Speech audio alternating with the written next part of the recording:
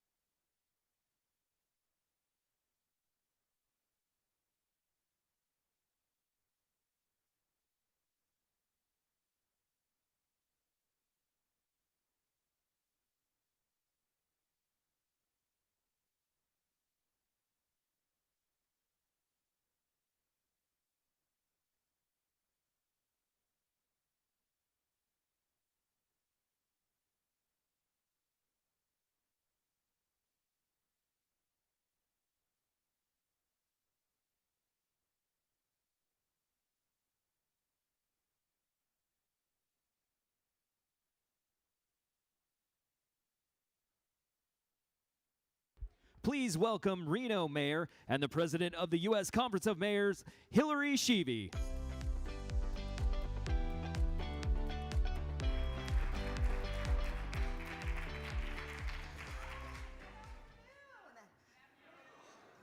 Wow, the room is packed, just packed. Are you excited? Yeah? I'm very, very excited. Unfortunately, we're having some delays with mayors making it in. I have a few guests coming in from the West Coast, and they're all calling me panicked. So the only thing I can say is that we should all be blaming Mayor Bowser, because you know, as mayors, everything is our fault. So let's give her all the credit for that. I also say we should take credit for everything good that happens. So if there's sunshine, my fault, right? Roads that are working fine, my fault. New pool in my city, my fault. So take credit for all the good stuff too. Anyway, just let's get into it. I'm really excited for this next panel of women. I actually started my career in politics, honestly, for this very reason, and that is women in entrepreneurship and opening up businesses in our cities. And it was really kind of ironic. I went to the city and I was expanding my business, and the city said, okay, what do you want? And I said, I need a permit to expand my business. And they said, and I said, I want to move my sign 2 feet. And they said, oh yeah, that'll be $5,000. To move my sign 2 feet, to expand my business. Crazy. So I got very disillusioned, and I went to a small business event that night, and then I was getting stories from a whole bunch of constituents, and they were telling me, you know, we're seeing the same exact thing in our city. We're seeing it really hard to do business in the city of Reno. And I said, we've got to change that. So instead of getting angry and always, you know, blaming the government and those things, I said, I'm going to change it and I'm going to run for office. And that's what I did. And that's why I'm standing in front of you today. Isn't that crazy?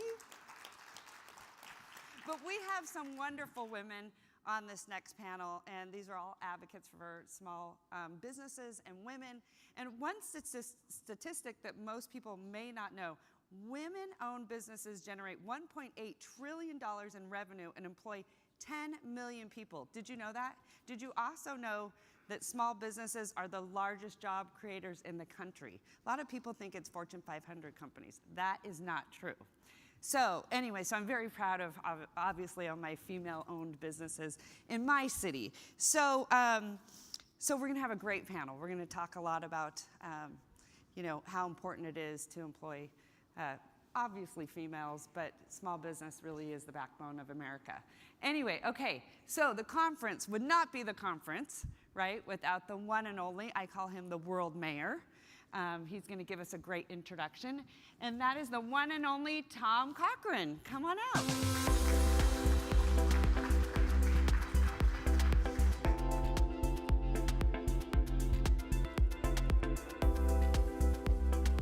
Thank you, President Sheevy, for the important work you have done and continue to do to champion the cause of women businesses throughout the United States. And I want to give a big shout out to Mayor Elizabeth Couts, who's the chair of our Small Business Task Force, who's done so much to bring this issue to the forefront. Before we get into today's session, I want to give a heartfelt thank you to Wells Fargo for their longtime partnership with the U.S. Conference of Mayors. Wells Fargo has been instrumental in today's session, bringing it to life, and Wells Fargo has shown a deep commitment to empowering small business, especially those led by women throughout the United States. This partnership has improved incredibly in every city that I can talk about, large, small, and big, and it's really sponsoring today's session, as well as we have regional meetings that we're having, raising awareness, educating, and sharing best practices. And these platforms has allowed us to amplify women and small business throughout the United States. As we begin today's sessions, let's remember the impact of us coming together in a collective effort. Together with the strong support of Wells Fargo and through the shared experiences, we can really say this: we're not talking, we are driving this issue. Thank you, Wells Fargo, for your continued partnership. And I'd also, as I mentioned before, mayors know firsthand what is needed for small business, for the economic vitality, cities large and small. It's really the small business that give us the character and culture of our cities. Today, we can ensure that our nation's small business can thrive, and everyone, regardless of background, will support the needs of cities throughout this nation. Let's have a great meeting. Let's share ideas, take them home, and implement it to increase the economic vitality of cities throughout the United States. Thank you very much.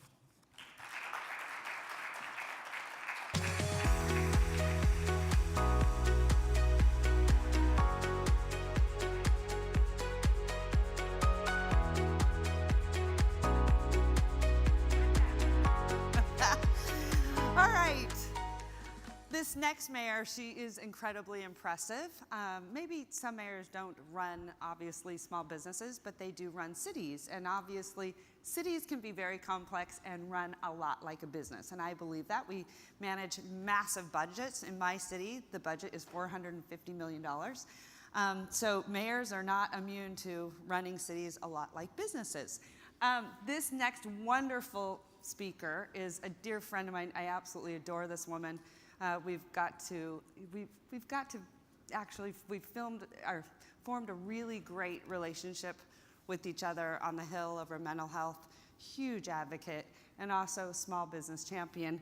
And this is Mayor Sheehan, and she is the chair of the USCM Women's Mayor Leadership Alliance. So come on out, Mayor Sheehan.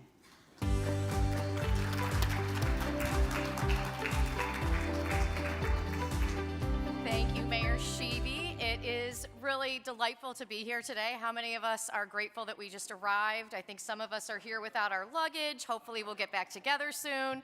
But it is exciting to be here to have this discussion about the possibilities for great things in cities when we support and grow women-owned businesses and entrepreneurs. In addition to being the first woman mayor in Albany on taking office, I was also the first new mayor in 20 years in a city that was not known for new mayors. There had been just 3 since 1942. 30 years ago, the expectation was that women would fit the male model of success, and that when we got into positions of leadership, we'd be expected to act like the men who held those positions before us. Well, today, because so many women have been first in so many areas, we have the courage to lead in our own ways. Women in leadership roles have demonstrated that we lead with strength, we lead from a really important perspective, and we bring a voice and a perspective to the table that will move our country and our communities forward. Now, we all know that small businesses are lifebloods for our local economies, and yet women business owners and entrepreneurs often face unique barriers to starting and growing their businesses. From access to capital and networks to balancing family needs, societal expectations, and leadership roles, the journey of a woman small business owner is fraught with obstacles that demand our attention and action. Mayors and other leaders can play a unique role in supporting women as they navigate the business world and strive to make their mark as owners and entrepreneurs in their communities. And I can think of no better person to share her thoughts on women in leadership roles than the first female president of the AFL-CIO, representing 12.5 million working people and 60 national and international unions. She has led the way, using the power of America's labor movement to pave the way for diversity and progress in America. Please join me in welcoming Elizabeth Shuler.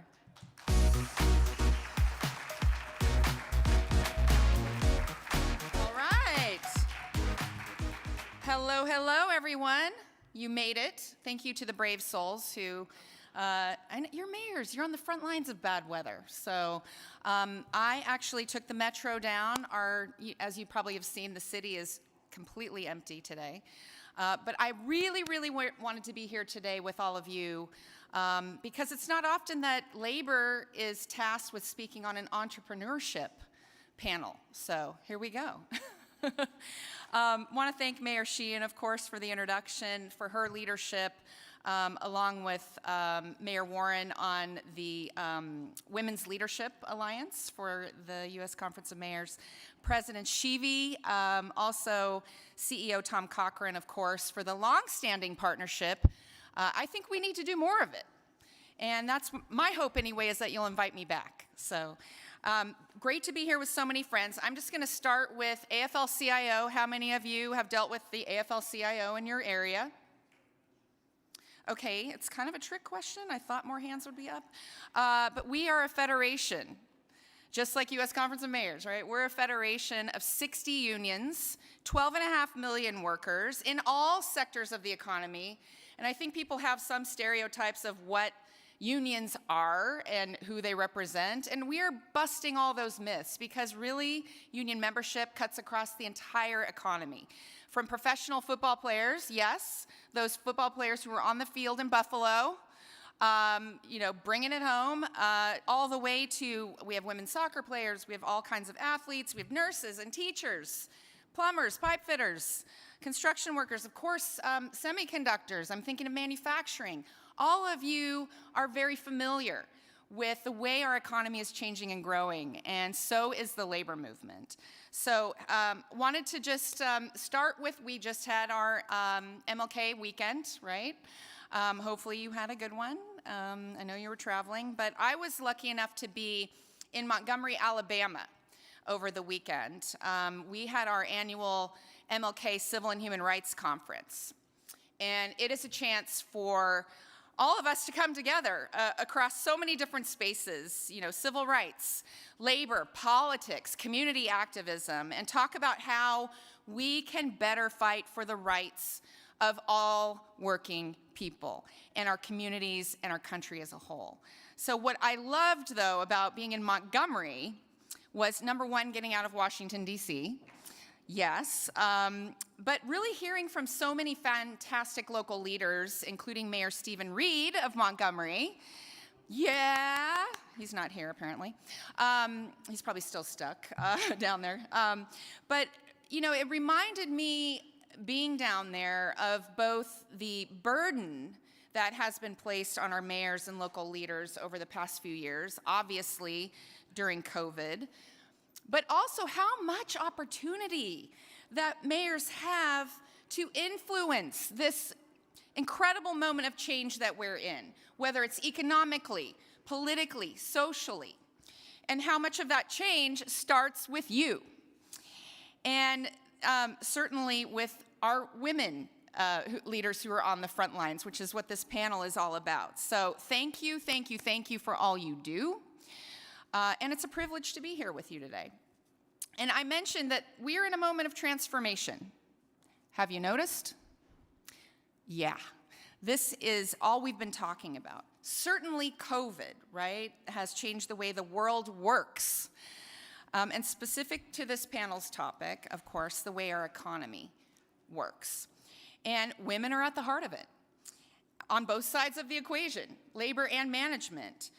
Certainly first, we have seen an explosion in small business growth and entrepreneurship coming out of the pandemic. And so many of these new small businesses are women-owned, and particularly women of color owned.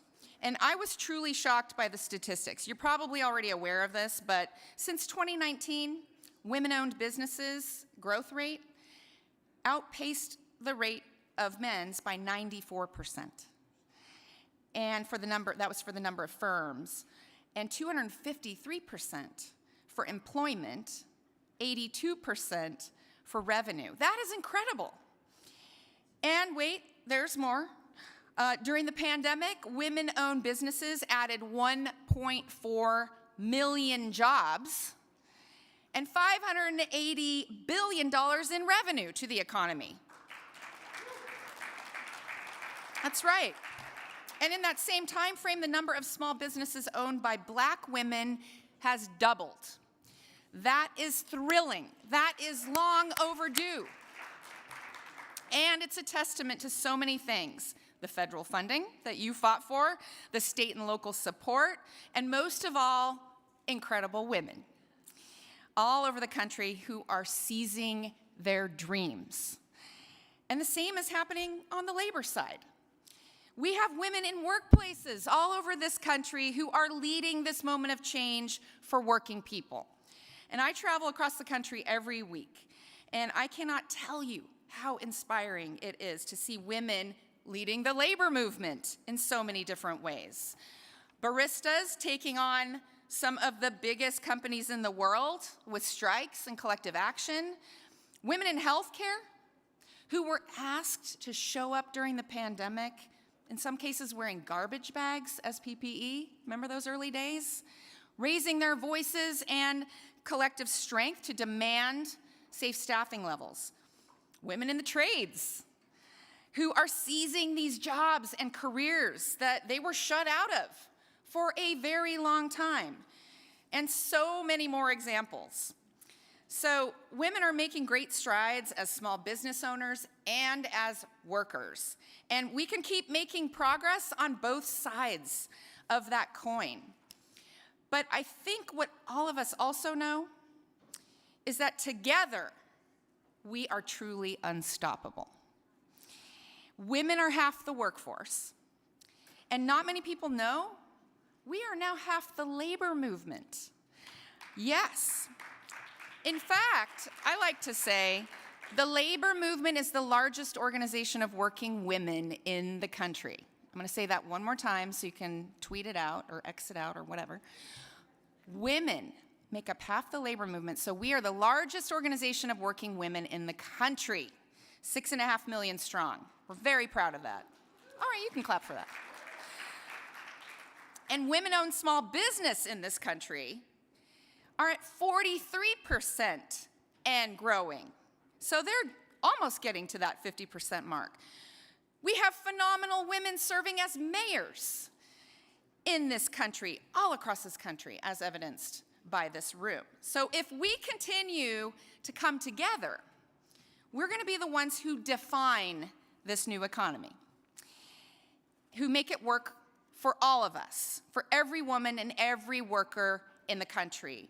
And when we have that mindset, workers organizing is not something to fear.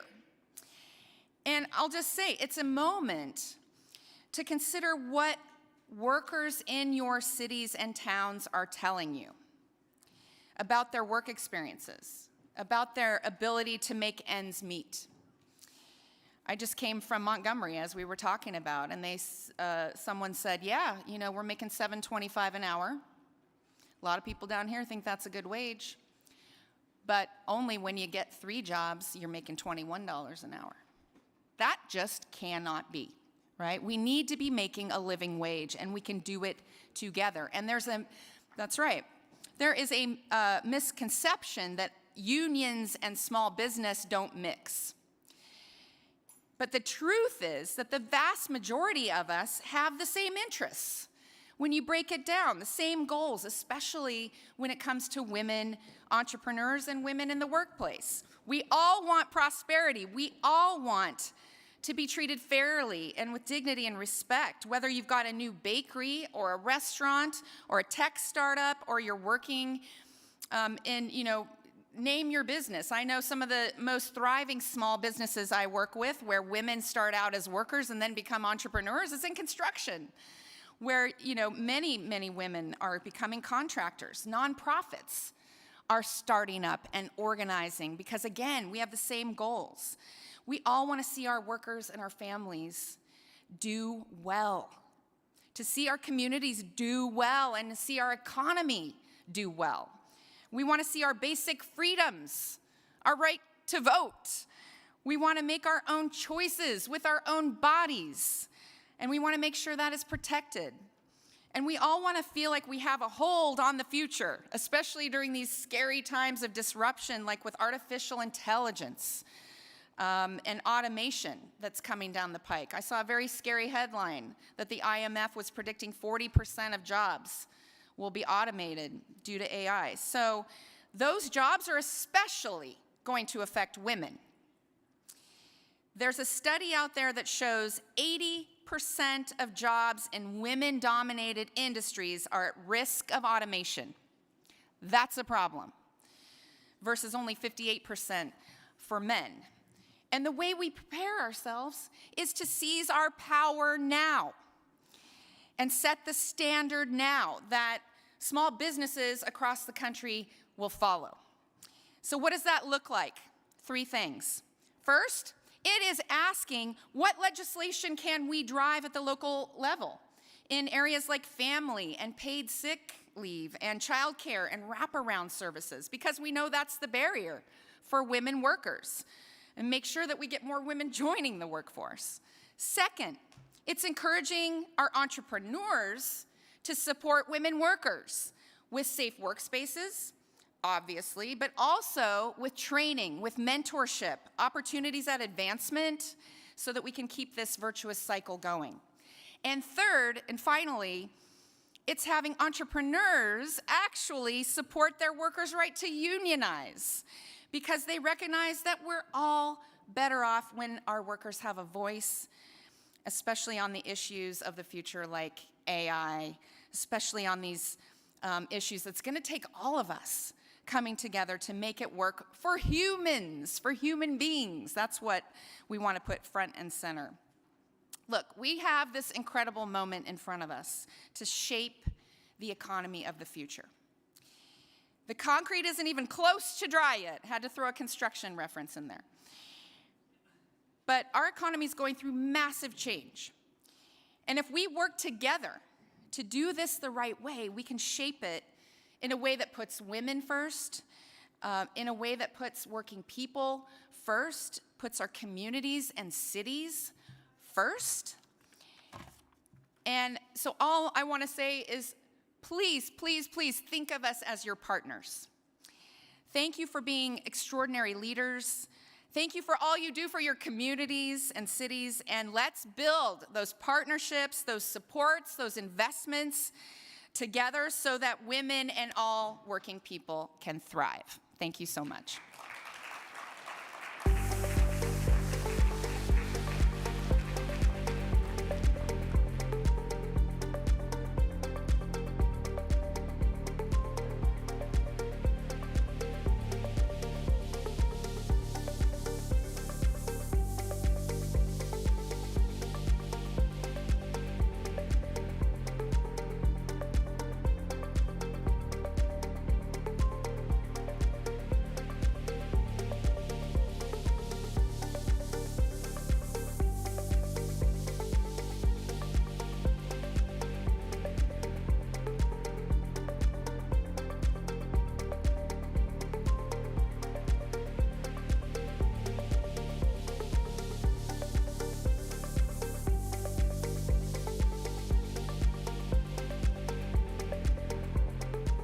So we're off to a great start, and now we're going to be moving on to our first panel discussion, Breaking Barriers, Empowering Women Entrepreneurs and Small Business Owners. Moderating this session is Mayor Fontana, Vice Chair of the U.S. Conference of Mayors Women Mayors Leadership Alliance, and Chair of the U.S. Conference of Mayors Manufacturing, Career, and Technical Educational Task Force. An 8-year councilwoman and 2-term mayor, she began the Mayor's Manufacturing Council in her city, which saw more than 500 women attend the first annual Inland Empire Women in Manufacturing event. Please welcome Fontana Mayor Aquanetta Warren. Mayor Regina Romero of Tucson is unable to join us today, but I'm pleased to introduce our next panelist, the Mayor of Rochester Hills. He has served 18 years as the Mayor of Rochester Hills and was just reelected. He's the longest-serving mayor in the city's history. From 2019 to 2020, he served as president, the 77th president of the United States Conference of Mayors. Please welcome Rochester Hills Mayor Brian Barnett. Our final panelist of this session is the Mayor of Detroit, coming off a big win. Congratulations, Mayor. He's been in office since January 2014 and is currently serving his third 4-year term. Born in Detroit, he has spent his entire career working in the city to solve some of the most complex issues facing Detroiters, including crime, blight, transportation, healthcare, and access to jobs. Please join me in welcoming Detroit Mayor Mike Duggan.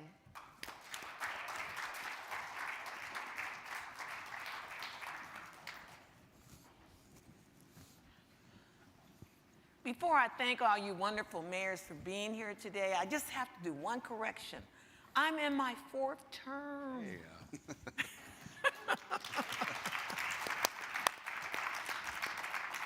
Thanks for coming today. We're going to be discussing how you are all investing in women, entrepreneurs, and small business owners in our cities.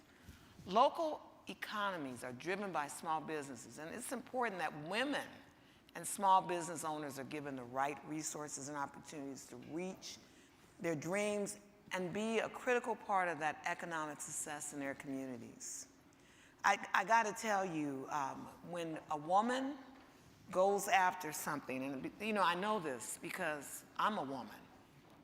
You go with everything you got. Not to say the men folk don't do that, but they love to see us go after it. Because they know no matter what, we're not going to give up, and we're going to make sure with compassion and love that we include everyone. So it's so important. So I'm going to start with a question to our Mayor Barnett. And you know, I've known this guy a long time, and I love him. He's something else. Mayor Barnett, you clearly have an entrepreneurship spirit. I know you're transforming your city state of the city address, which you always beat me on the city address, but I'm okay with that, to an extraordinary civic event like no other, with electrifying entertainment that not only informs residents of your city's achievements and collective plans for the future, but keeps the audience coming back for more. And you have achieved unparalleled success with 94% of Rochester Hills residents rating the overall quality of life in the city as good or excellent. Let's give them a hand for that, everyone. Can you challenge a bit about how you're channeling that entrepreneurship spirit to empower women and small business owners in your city? Sure. Well, good afternoon, everyone. Those of you that were able to make it here from across the country, thank you for being here. Aquanetta, thank you for hosting us. And of course, to President Sheevy and the conference, we appreciate the opportunity. Let's address the elephant in the room. Mayor Duggan and I, obviously here to speak on the women's panel. Last night we spoke on salsa dancing. We've got quite the itinerary of speaking engagements, don't we? Now you see why his state of the city keeps beating mine. I know Mike is as well. In fact, 2 nights ago we were together as the Detroit Lions won their first home playoff game in 30 years. So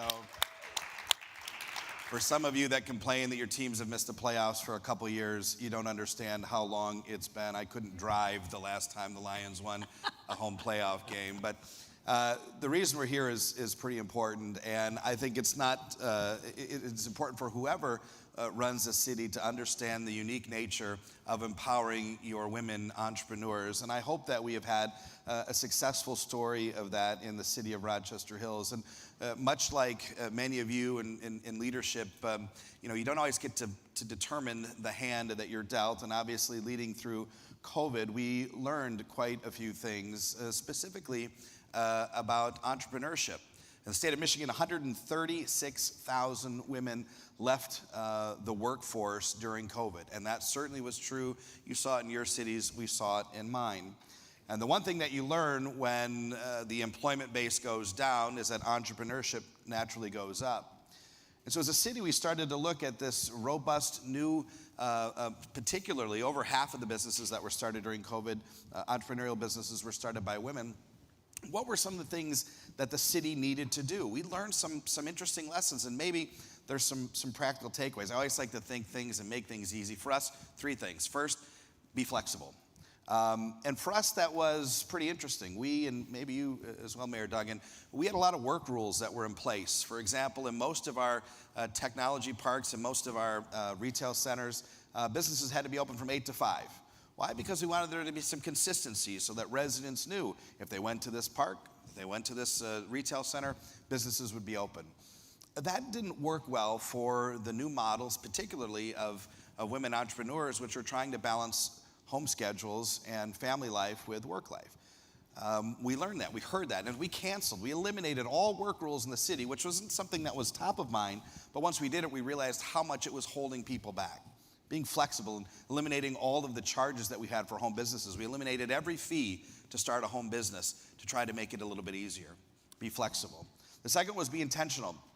Be intentional with who we were and what we had as an organization, as a community. We are just about 20 miles north of Mayor Duggan's community, a community that has a lot of engineers, a lot of folks work for the Big Three.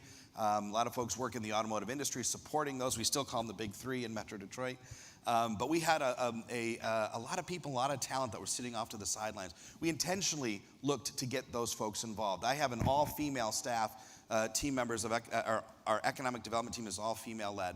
And they went out specifically with a several-point plan to engage those female entrepreneurs and connect them. The mayors are the great conveners, right? Connect them with resources, connect them with capital, connect them with folks that could put together business plans, a very specific, intentional focus. The last one was to be inclusive.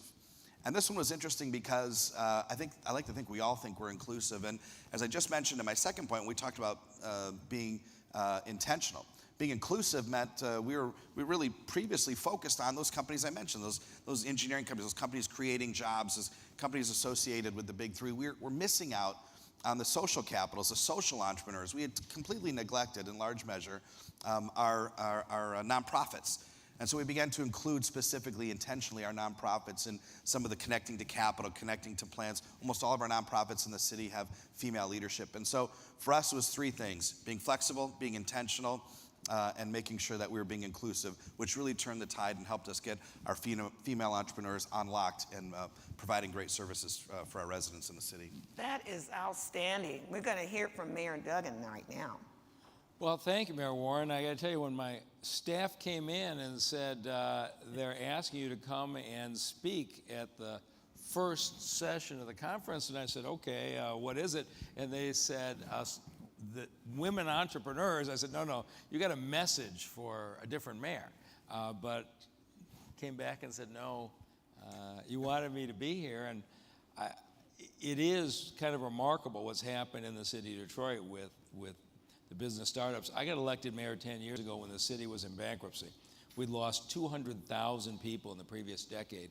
And our commercial corridors that at one point were the pride of Detroit were basically covered in plywood. They were just empty on our main streets.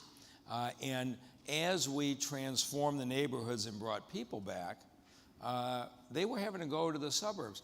And I looked at this, and it really was, we kind of coined the phrase Detroit versus everybody, but it felt like that back then. I mean, the manufacturing companies had left, restaurants had left. At one point, the Lions had left. I worked to get them back. The Pistons, our basketball team, had left. And when I sat down and said, okay, where are we going to get the business owners to reopen all these storefronts? As I sat down with prospective owners, I found two things. You know who gets passed over for traditional bank loans at rates that are unjustified? People of color and women. I mean, every study that's done it. But I sat in the room with these folks and listened to these talented people who had business plans, and they could not get the money from the bank. And I said, okay, I know where the corridors are that I want to bring back first. What if we found a way to match our entrepreneurs to these corridors? And so we started something we called Motor City Match. And I funded it in a combination of block grant and philanthropy money. And here's what we said. Every single quarter, we will give out $500,000 in grants to new business startups. Basically, 10 companies will get $50,000 each. They can use it to help leverage other funding, to get started and the like. I had no idea what would happen, but the first quarter we did it, 300 companies looking to start. These had to be new startups. Brick and mortar companies came in and put in applications, and they were fabulous. And so we did the next quarter, the next quarter. We've been doing it 10 years now. 165 businesses in the city of Detroit are open today as Motor City Match winners. 72% of them female-owned. 75% entrepreneurs of color. What happened was exactly what we had hoped for, that people are being overlooked in the traditional financing market. And so they did the kind of things you'd expect. We got restaurants open, and we got daycare centers open, and we got fitness centers open, and clothing stores open, a bridal salon, and then they broke off into hardware and glass replacement for automobiles, and now Motor City Match, and you can check it out at motorcitymatch.com. Competitions open every single quarter, and an interesting thing happened. When that first quarter came in, we had 10 winners and 290 losers. I said, we can have 290 losers. Some of the people, you had somebody with some talent, but they didn't know how to write a business plan. So we took about 40 or 50 and we awarded them technical support to write a business plan. The next quarter, a bunch of them came in with their business plans, but they didn't really know where their business should be located. Should it be in downtown? Should it be out in a neighborhood? And so we did a location assistance. And the next quarter, people got help from real estate specialists. And then they said, well, we don't know how we really design it. I might know a lot about cooking, but I don't know about finishes and design. And so we did design competitions. And so people didn't have to be intimidated. They could have an idea. And you might come in and you might be a great restaurateur, but you don't have any finance background. We tell you, go get yourself a partner who knows finance. Come on back. But you should see these stories. Get a woman like Dawn Standish, who was legendary in Detroit, 32 years as a hairstylist that she had been working. And all that time she thought, I can run my own place. I'm better than these folks that I'm working for, where I'm basically renting a chair. She was one of our first Motor City Match winners. And in what we call the Avenue Fashion on Livernois, which is our hottest commercial strip, which was half empty 10 years ago, and now you can't find a parking space on a Saturday. She wanted to open a place she called Shears and Shaves. Put in her application. She ended up going through each of the 4 steps, wins. Today, she has more than 20 people working for her. Barbershop, hairstylists, nail technicians, massage therapists. She's got the hottest place in the city of Detroit. She put those people to work. That is amazing. But I got to tell you my favorite one. We had a woman named Nadia Nijimberi. She and her husband were political refugees from Burundi, a landlocked country in Africa where they had been criticizing the government. They landed in Detroit, didn't speak the language. But they had a couple friends in town, had some money for them. They wanted to start a restaurant. Nadia wins on Motor City Match, East African cooking. And she opens up this store, and people start coming, and word of mouth spreads. Her place is jammed. When Janet Yellen, the Treasury Secretary, comes to town and says, I want to go to a place that's off the beaten path that's really good, I took her into Nadia's place called Baobab Fare, and now there's a picture of Janet Yellen hanging up in their restaurant. I thought I'd done a good thing until right after that, Esquire named Baobab Fair one of the 11 best new restaurants in America. The TV show Chopped, they went on and won a $10,000 award at competition, and they just got a James Beard Award and are opening a second shop. Now, I want you to think about that. How much talent in this country are we missing?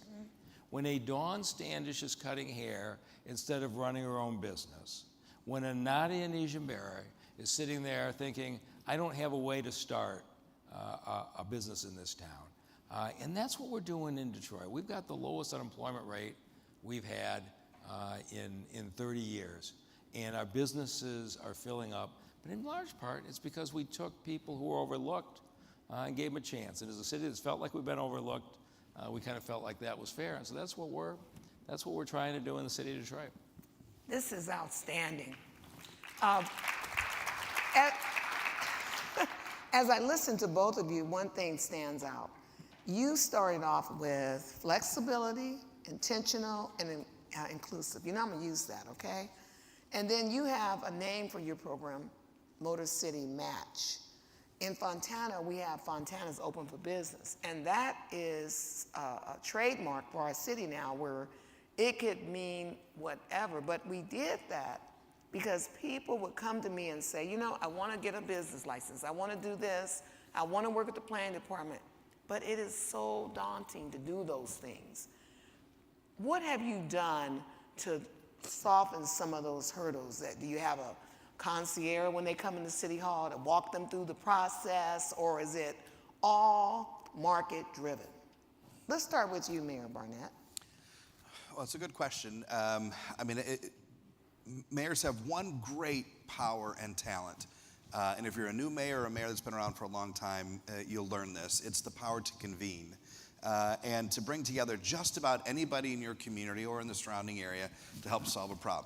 I told you, when you look at barriers to any sort of market entry, but specifically as it relates to female entrepreneurship, one of the biggest ones that we said was that flexibility schedule. And I don't know how many of you have work rules in your community about hours and so forth, but I don't even know when they started or why they were there.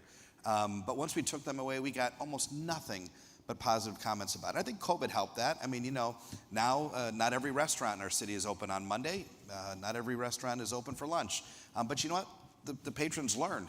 They understand. I mean, they understand how to navigate the new model. And that gave a lot of flexibility, eliminating fees, connecting them. We have a couple universities in our community, Oakland University being a large one. Connecting that pipeline of talent to the folks there that need it, from secondary education to higher education to the kinds of jobs that are being needed to be filled by the entrepreneurs. And they're saying, we don't find this talent, we need this skill. And then bringing back the people that can help create that. The last thing I would mention, just because I think it ties in, and I'm very familiar with Mayor Duggan's Motor City Match. It's been wildly successful. We took a version of that, as I said in my last point about being inclusive, and we did the same thing, but we did it only for nonprofits. We took a portion of our ARPA funds and put it aside, and same thing, sort of competed, didn't know how many people would contribute or be interested, put $300,000 out there. First time we did it, we had almost 800,000 of applications, and we were able to drive money down into these nonprofits that were able to then do things that the city wasn't best suited for, and really unleash the power of entrepreneurism into our community. Those are a few things that we've found to be pretty successful. Yeah, I doubt the other folks here had it as bad as we did, but in Detroit, if you wanted to open a business, you needed 8 separate steps, and they were located on 4 different floors of City Hall. I made them diagram the map for me one day, and it was crazy. And you think about what that does. You got to come in, okay, I want to start a restaurant. Okay, first you got to get a business license so you could start. Then you've got to get a permit license to plan review, to review the design. Then the plumbing guy has to come out, the drywall guy has to come out. Of course, when the drywall guy comes out to inspect, the plumbing guy hadn't been there to inspect, so they can't put the drywall in. And it sounds funny until you realize, who can stand that kind of a timeline? It's people with deep pockets. If you borrow some money from your parents and your friends, and you got to be open in 6 months to get some cash flow in, and the city's taken 12 months to grant your permits, you had businesses that died And so now we've set up a system where the great majority of the licenses and stuff, you can do it right online. If you do come in, it's all on one floor. And it was really as much about, we just sat down and said, what is keeping the small folks out? We had insurance requirements that had bond requirements, had no bearing on the size of the business, but the people who could afford them were people with deep pockets. And a lot of times, what's holding you back, nobody's doing it intentionally, it's just nobody cared enough to fix it. You know, when you talk about fixing things and mayors getting involved in that circle, the biggest thing that mayors do is promote collaboration. Because when you talked about restaurants, we had a similar situation during COVID. Try to open up a restaurant during COVID. We had to work with the county. Now, some cities have the luxury of having the county and the city part of the mayor, but a lot of us do not. And also, not to mention small business from the federal government and all these entities and working with banks. How have you promoted that collaboration? Have you brought those people in?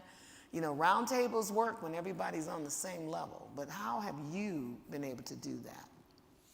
Yeah, I mean, frankly, using a lot of the connections from the Conference of Mayors, we brought in the Small Business Administrator, Jerry Ajapai, to come in to talk to it. Just invited small businesses and kind of define that as like 50 and under, and really tried to focus on women-owned businesses, and had a wonderful session, almost one-on-one time with them. And you could see the learning. Oh, we didn't realize that access to capital was, we didn't realize that grant program existed, or this is a new program that the Small Business Administration was starting that we want to unveil and we want to open. We had some great connections there.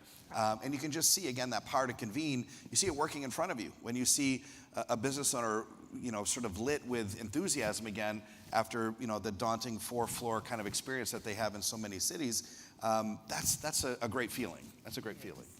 Breaking barriers. It is collaboration, and I've been happy we've gotten most of our banks to come in and support these kinds of funds. So we had a young woman who was a Wall Street trader, originally from Detroit.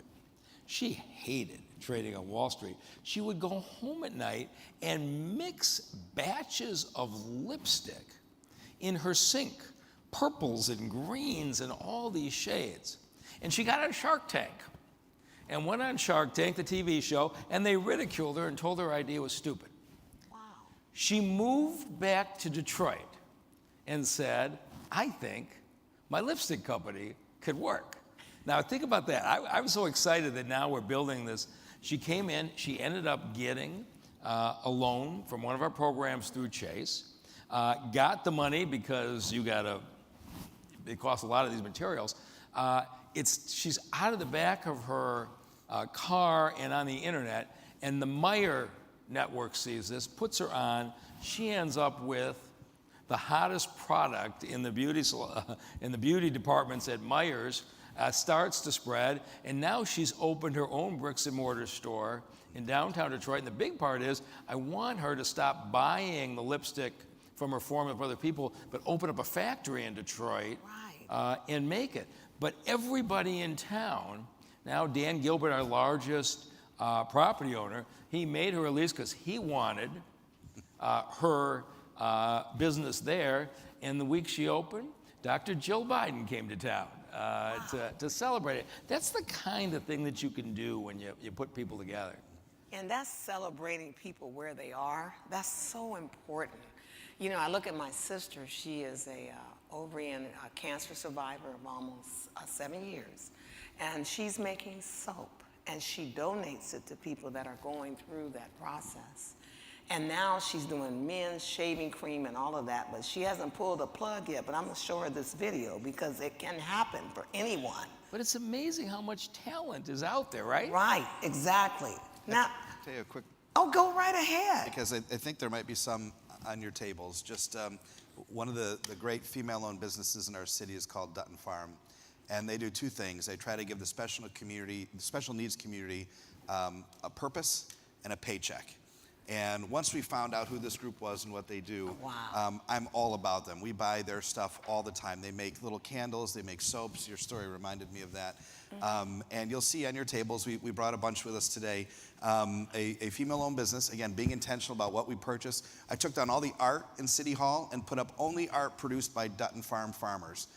Special needs folks that now have a place to come and see their art. And they're a wonderful organization, and we've connected her with grant opportunities. We've connected her even through the U.S. Conference of Mayors, some other people that she's connected with. She had a great meeting with Marty Walsh when he came to town. It is about convening, and it's about really being intentional. Right. I hope you grab those things, you see the farmer that's created them, and find out more about Dutton Farms, a fantastic female-owned business in Rochester Hills. You know, I think you both, and maybe me too, we're motivating the other mayors to think about there is somebody in your town that just needs your encouragement, needs your help, and you can highlight them. I'd like to know how all of these great programs, how you're marketing them, so the other mayors know what they can do. I have my television show. It's called Mayor Monday. Sometimes they're trying to dox me on social media about it, but I said at least they watched it. They knew what to talk about. But what are you doing to promote all of these great programmings that you're doing? Now, you brought those items here, which I think is amazing, but how are you marketing to your other residents the need? Well, I laugh because I have a lot of crazy ideas. Some of them work, some of them don't. One that's worked, you'll like this one, is any new business that moves to Rochester Hills, we give them a free puppy. True story. Give them a puppy? We give them a puppy. Really? How many took the puppy? What about the 10 in the first day. Are you helping them with the health Here's the deal. plan with the puppy? This is a unique story about collaborations. In our city, we have Leader Dogs for the Blind. They're constantly looking for puppy raisers. And when a new business comes to town, especially if they're coming from overseas or from another part of the country, a lot of times you have folks that aren't connected to a community. And we threw this idea out there, and they fell in love with it. You talk about kids moving across the country to a new school and a new job, and if they know at the other end there is a puppy, it has been wildly successful. And it was convening two groups of people, new companies moving in with a need in our community. We have, as I said, the Leader Dogs for the Blind has like 300 or 400 puppy raisers at any time in our community. It was a fantastic mix, and that's that convening, that's that innovation of just thinking of cool ideas and marketing new programs, because you never know what's going to stick. And some of them haven't always been successful, but fortunately we're running out of time to talk about the ones that I've failed on, Mike. Well, I got to tell you, our shelter has a whole lot of pit bulls. Can we make you a deal? We're full. Okay, Yeah, we're all good. right. No, but it's been a really unique thing. People laughed at first. It was an idea of one of our team members, and then as soon as you kind of lay it out, and then people start doing it, it's been a wonderful, unique thing that separates our community from every single other ones when they're looking to invest. But the thing about it is consistency, because we tend to do a press conference and announce a program, and we come up with a catchy name, and papers maybe write about it, maybe get a little bit of TV on it, maybe you put it out in a newsletter and it stops.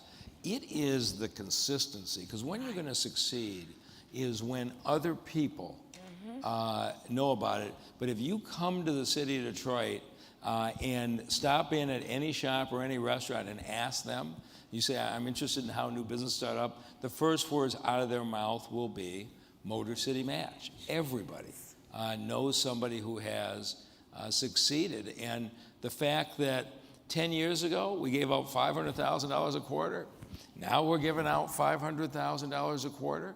The rules have worked, the system has worked, and there's a sense that it's fair, that I think we've had 3 of the 165 companies, 3 have failed. So this hasn't been something where we gave things away out of charity. You had to go through a rigorous process because we want to prepare you to succeed, and the pride is enormous. Yeah. Well, before we close, I want to put a shout out how important it is also to work with your local Chamber of Commerce. I've got to tell you, becoming mayor, that was the first thing I did, was go to the chamber and say, get it together. Throw all these so-called businesses out and bring the real business community in. And as a result of that, our chamber is now the strongest chamber in our region. Really? Yeah, absolutely. So how are you all doing with your chamber? Because that's their #1 job of promoting business. Yeah. They're a great partner. I mean, we include them as much as we possibly can, working together. I mean, you're really foolish not to. They're a tremendous partner, at least in our community. Yeah, no, they've been great partners in the city of Detroit as well. But we've been fortunate the last 10 years. Pretty much everybody has come together and been a part of our recovery. So it's been good. That is wonderful. Now, I firmly believe that genius is equally distributed, but opportunity, unfortunately, is not. With the end goal of creating more vibrant and inclusive entrepreneurial communities, can you talk a bit about how you're supporting the diverse women-owned businesses? Of course, you guys have already done that. Just give me a quick statement before we end this session. Be flexible, be inclusive, be intentional. Right? Yes. Adrienne Bennett, first African-American master plumber in the state of Michigan, started her plumbing company, and we made it a point in our construction contracts to solicit people who had not done that well, had been overlooked. She and her company grew and grew to the point where they ended up doing the plumbing when the Little Caesars hockey and basketball arena were done. Adrienne Bennett was the lead plumber. The talent is there. That is outstanding. We are now out of town. Can you all please join me in thanking Mayor Barnett and Mayor Duggan for their time and their willingness to share how they empowered women in their communities. Remember, until we all get there, none of us are there. Thank you. All right.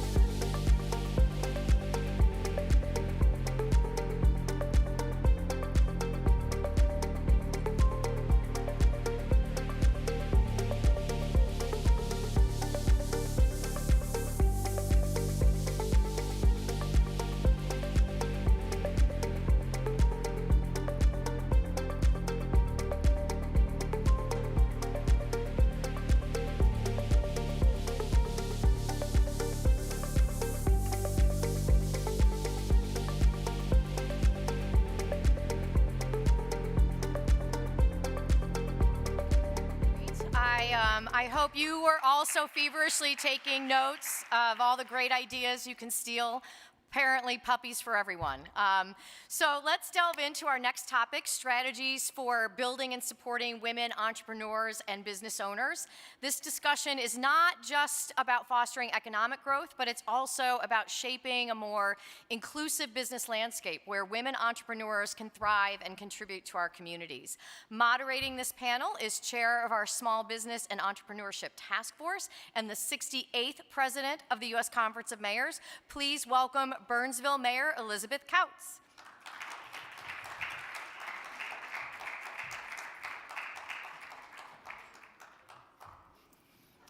I think I'm going to sit on one of that side.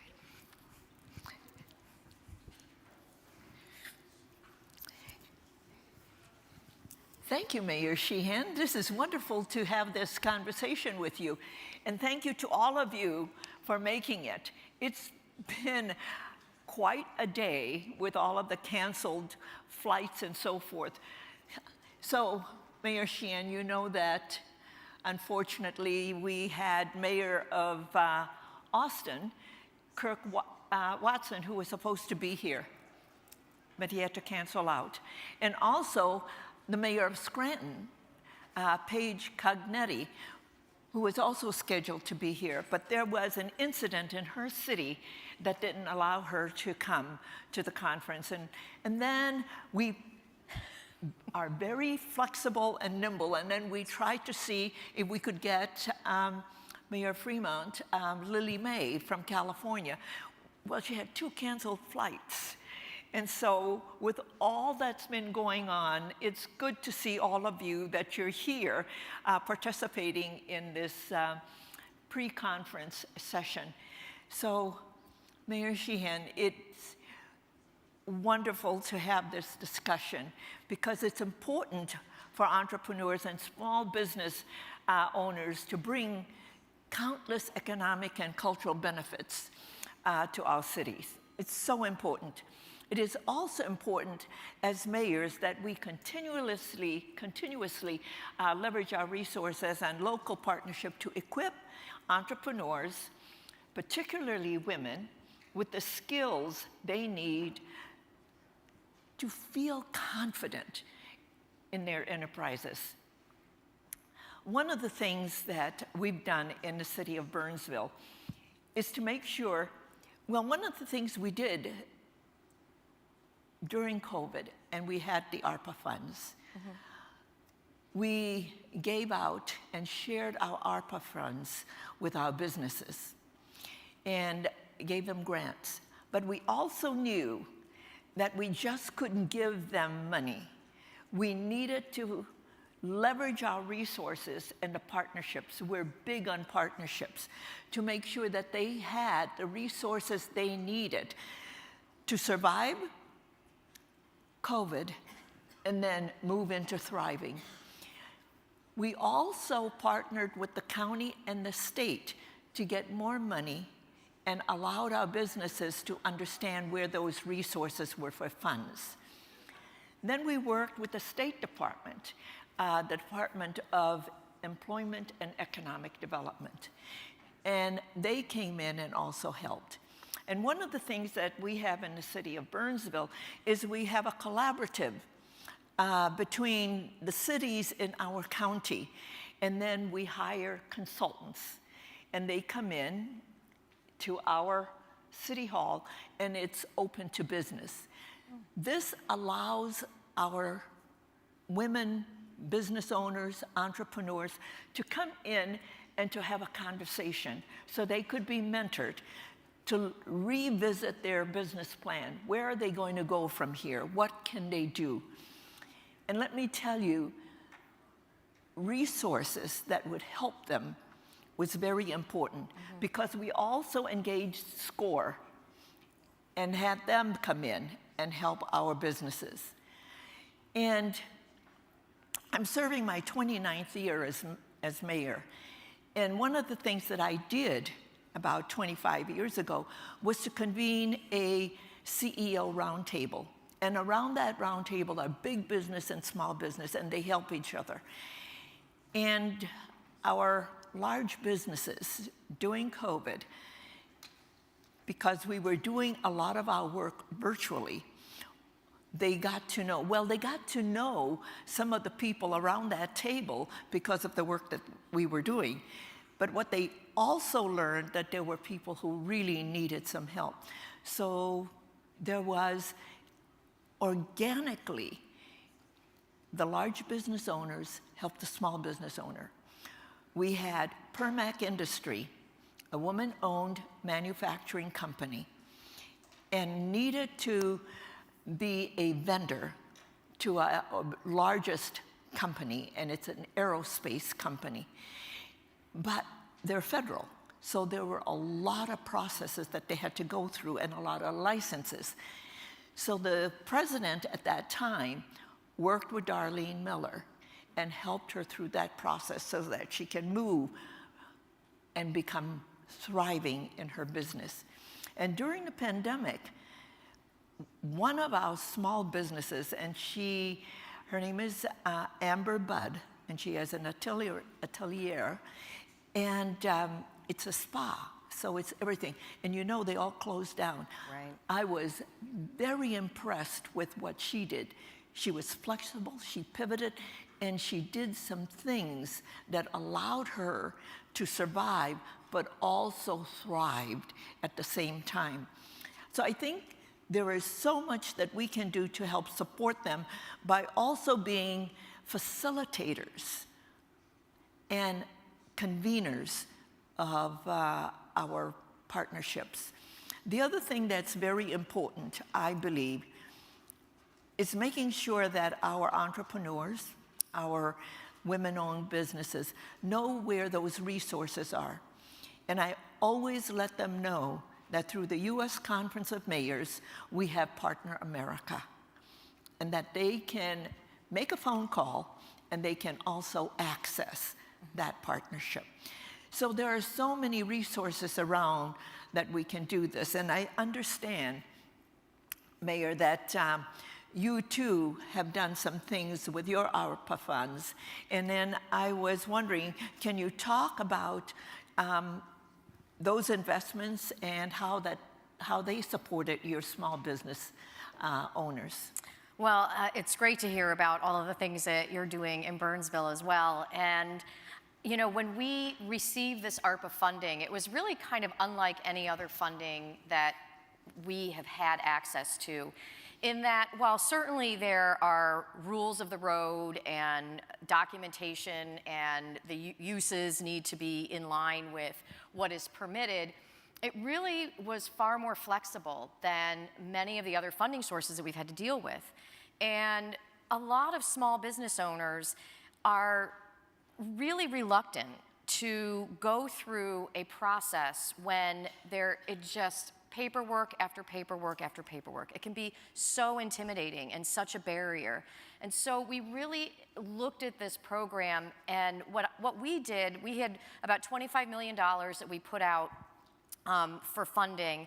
We're a city of about 100,000, and we used a significant amount of our ARPA funding for areas within the city that we needed that funding for. But we took this $25 million and we put it out, and we had different categories. I had a task force that had advised me on how we should be spending the money and what buckets really needed a lot of assistance.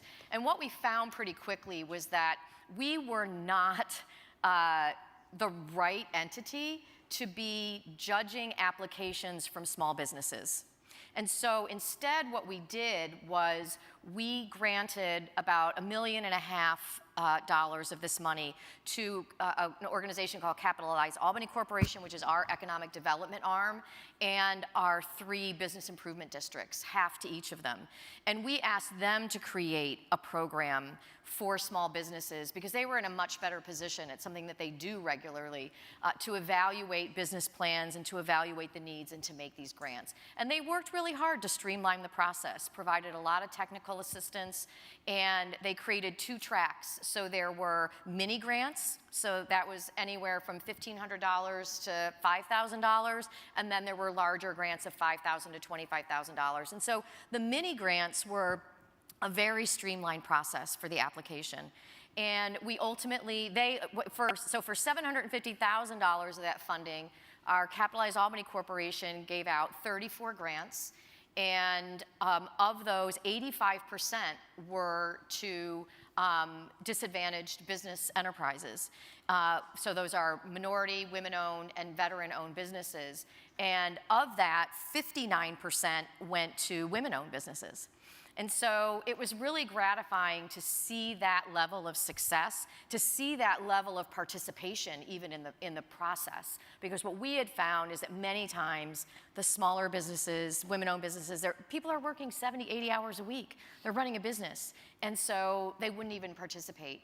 One of the participants is a pharmacist. She owns a small family-owned pharmacy, Lincoln Pharmacy. And she was able to, she got a grant of $5,000 to purchase a new pill dispensing machine for her pharmacy. The one that she had was out of date. They couldn't get the parts for it.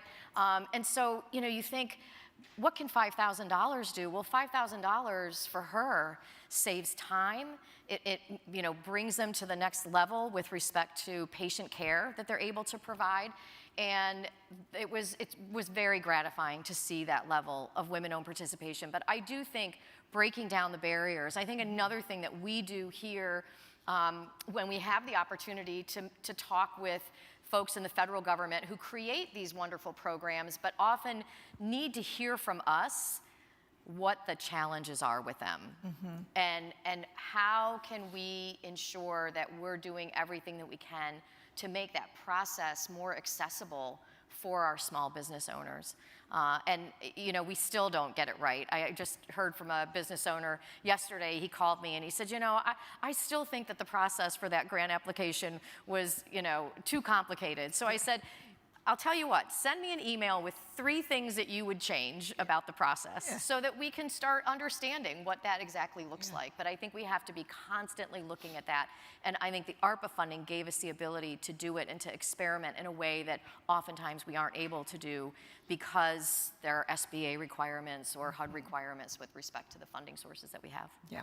You know, that's very interesting because when we received the ARPA funds and we wanted to put out grants to our small business and women-owned businesses, one of the things that we discovered was that people said, please don't make it complicated. Yeah. So we made it a one-pager. And we also got some help to make sure that we did that, and we worked with our financial institution to make sure that we covered what we needed to do. But you're absolutely right. One of the things is that people want something that is simple, that yet they can address what are the things that they need to comply with regard to the law, but at the same time, it doesn't take up so much time when they're trying to survive in their business. You know, there are so many things that are so unique to our different communities and what small business face during these economic downturns or crises, and how has the work that you've done supported them in your city? Well, I think, you know, the way that we have tried to make a difference is to really meet our businesses where they are and to understand, you know, what their concerns and what their challenges are. You know, one of the things that we have found coming out of the pandemic, you know, we're a government town, we're the state capital. I love the governor. She's a woman who, when she took office, one of the very first things that she tackled was the red tape that you have to go through to be designated as a woman-owned business. And she was very adamant that we have to make the process easier. It was far too cumbersome, and far too many women-owned businesses were falling through the cracks or not following through because they got another request for more documentation. And so that's something that she took on. One of the things that we do still struggle with, though, is that the workforce is not back in the office 5 days a week. There is still a lot of work from home, and so that is impacting our small businesses, our restaurants, those downtown businesses that are everything from, you know, the tailor and cleaner to our restaurants to card shops to, you know, you name it. These small businesses really depend on that workforce being there. And without so many people on the streets, the homelessness issue has become much more visible. And so while in our city it's grown some, but not nearly what we're seeing in some other cities, because it's more visible, it made particularly women feel much more uncomfortable. And so, you know, I've gone with our police chief and sat with a woman-owned business, she owns a coffee shop, and with her staff to talk about how we can help make sure that they feel safe coming into work in the morning. You know, the intimidation factor when you're alone on that sidewalk as opposed to having dozens of people walking up and down the sidewalk is very real. And this one woman was thinking about closing her business. And we were able to problem solve through it and come up with some strategies to address that. But I think, you know, you really have to look at the entire picture for you know, what your local business community is experiencing, and especially through the lens of women. That's very important, is always looking at things through the lens of women and then understanding. One of the things I think in our role as mayors that's very important is to listen. And to listen from your heart and your head, because they need us to help them facilitate what's going on. And one of the things is leveraging all of the resources that we have in our portfolio or that we know about. One of the things that we did, because our Chamber of Commerce, when I came into office, our Chamber of Commerce did not have a good relationship with the city. So one of the things that I did was make sure that we met with the Chamber President and Chair on a monthly basis. Why? It's about nurturing that relationship so that we can collaborate on different things.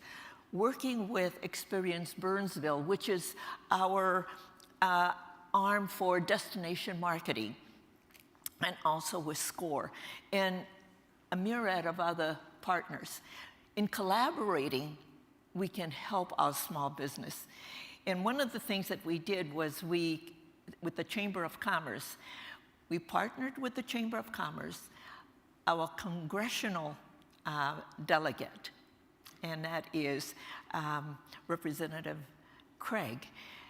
She is our congresswoman, and also invited the administrator for the small business administrator. And we had a conversation with small businesses who we invited, and for them to talk about what the challenges were. To your earlier point about all of the things that they had to comply with, how many documentations, what do they need to do? And it was nice to have someone from the SBA office talk to them about all of that and all the technical assistance that they can get. And so we made sure that they also understood where the district office was for them in Minneapolis. But I think one of the things that's so important is how do we collaborate with local organizations? And what have you done in that space in helping make a difference with your entrepreneurs and small business women owners? So one of the things that we've done is, and when we launched the ARPA program, was that we reached out to some small business owners who had been successful in receiving grants in the past, or in being really actively involved in our business improvement districts. And we asked them to, first of all, help us design the application process, but then to be the spokespeople who were out there providing the information, inviting people to the various information sessions that we had with respect to the grant opportunities that were available. And so reaching into those organizations for those trusted spokespeople who a small business person is going to say, well, actually, you know, if Angelo is saying I should come to this meeting, then I'm going to come to this meeting.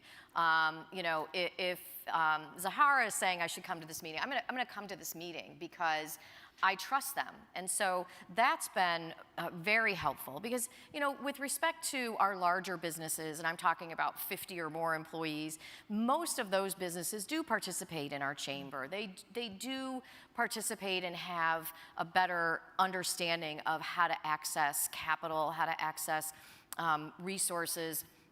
The smaller businesses, not as much. And so really building on the successful small business owners that can then go out and say, hey, this is worth your time. This is real. This is going to be cash in your pocket that you can use, whether it was, you know, people bought kitchen equipment. They used it for facade improvements. A woman actually bought a business because she was able to access this funding, and she took over a beloved ice cream parlor that's got, you know, you can go in there and find amazing puzzles and children's toys, and there's usually music in the background, so it's a social gathering spot as well. And we were at risk of losing that business, but because of this program, she had the confidence that she could go in, that she could access this grant, and she could buy that business and move it forward. Mayor Sheehan, I'm going to pivot here because I think one of the things that's present in this room is the wisdom of some of the mayors or some of our people sitting in the room. And I'd like to engage them in our conversation. Sure. And so they can also share with us what's going on, what were some of the successful programs, and maybe something that you would like to talk to us about. And one of the things that would help all of us is that we are enriched by the experiences that we learn from one another. So anyone in the audience who has a story that they would like to, please don't be shy because it's so important for us to hear all of the experiences. Yes, please, if somebody can bring a microphone. Yeah. And then please give us your name and the city that you're the mayor of, and tell us about a program or initiative that you have championed in your city, and how is that making a difference for your women-owned business and entrepreneurs?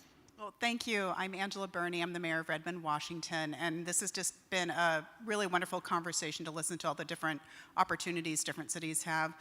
During the pandemic, we struggled just like everyone else, and we reached out to our trusted partners throughout our community. We have a really diverse population. We had specific community organizations that had great relationships with many of our women-owned and minority-owned businesses, and we used them as kind of a conduit to help us understand what the small businesses needed, and then how do we get the funding directly to them. So we did a lot of the same things that other mayors have talked about, doing micro grants, doing things like that got the money through minimal paperwork directly to those small minority and women-owned businesses, and we found great success in that, and we've continued that program in educational opportunities, how to write a business plan, how to get tax help with other community partners as well. So it really spurred on a great relationship between the city and a lot of our minority-owned businesses. Yeah. Do you have another example of things that you have been doing with your women-owned businesses in your city, other than just the grants? But how are you leveraging and collaborating? Yes, we have convened many groups of them talking together, not just with the city, but with also other cities in the region as well as the county, so they can build partnerships and relationships with other businesses to get assistance outside of just our own initial offerings of money and support. So it's really created a great collaborative environment for those businesses to continue on and to find support and other relationships that will hopefully keep them in business for a long time to come. Thank you so much. Sitting here on the stage, we can share our experience, but the wealth and the wisdom is in this room. And I see another mayor that would like to share her experience. Please stand up and give us your name and city, please. Hi, Irene Bustamante Adams from Las Vegas, Nevada. Not a mayor yet, but I am the deputy director for the local workforce board in Las Vegas.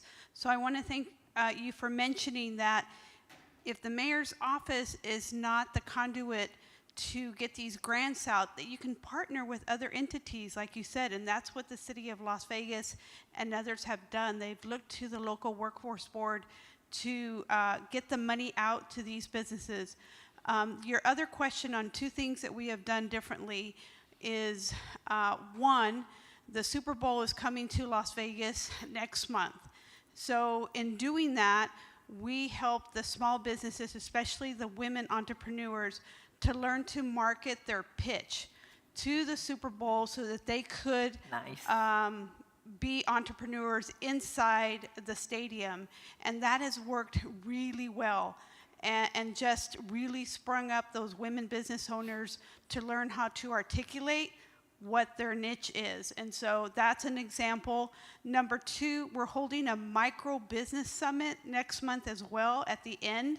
This is to target those businesses that started in the pandemic and are like 0 to less than 10 employees.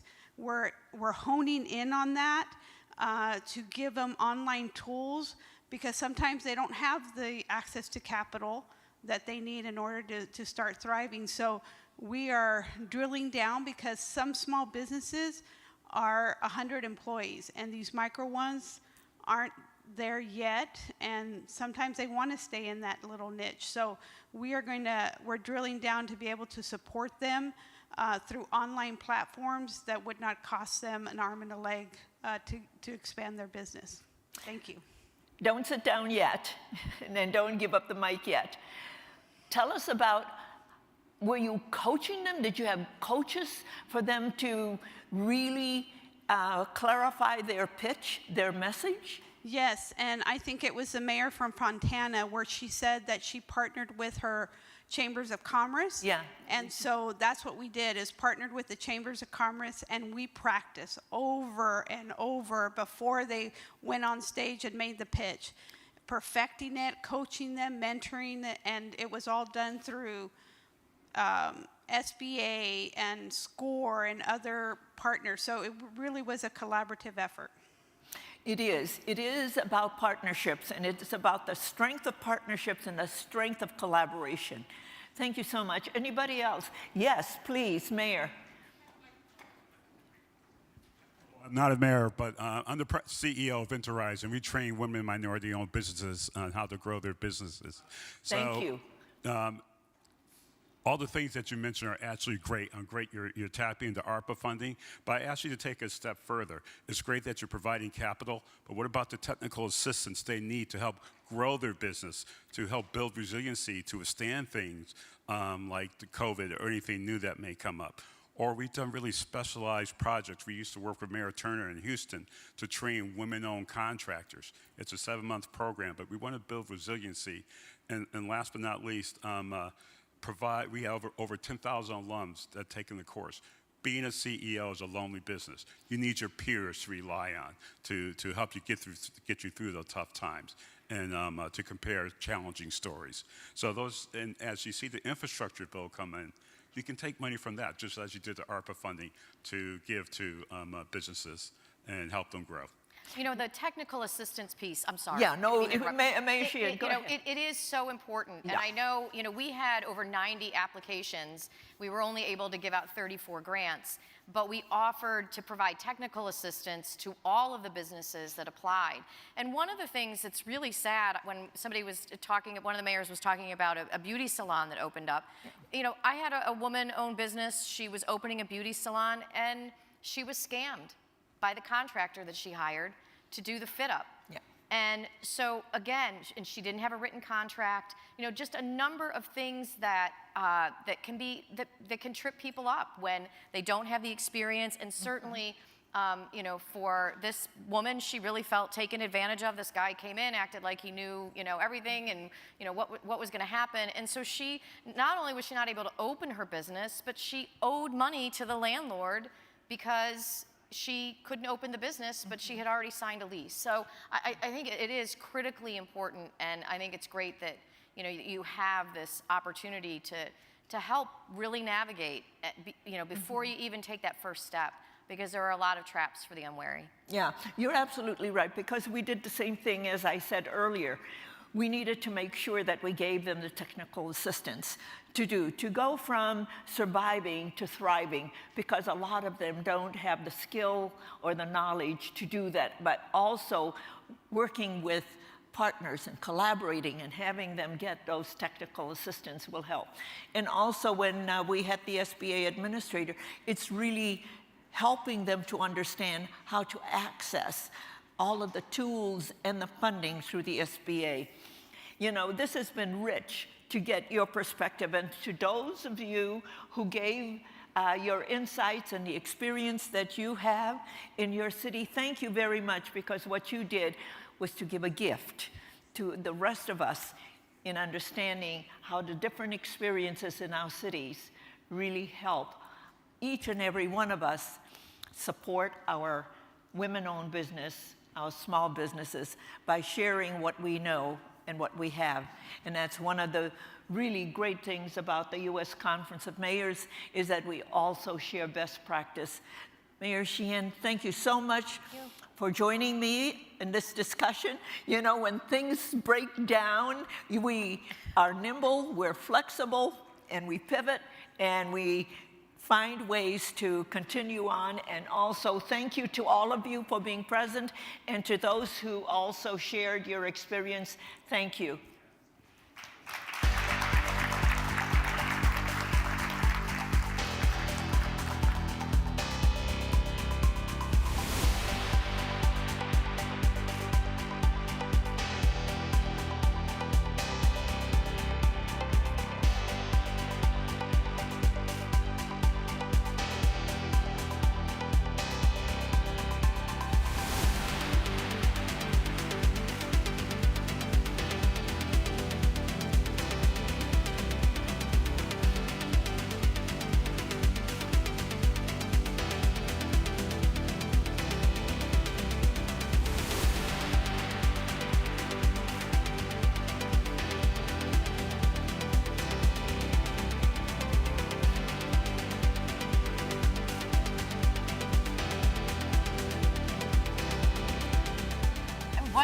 great panel. No.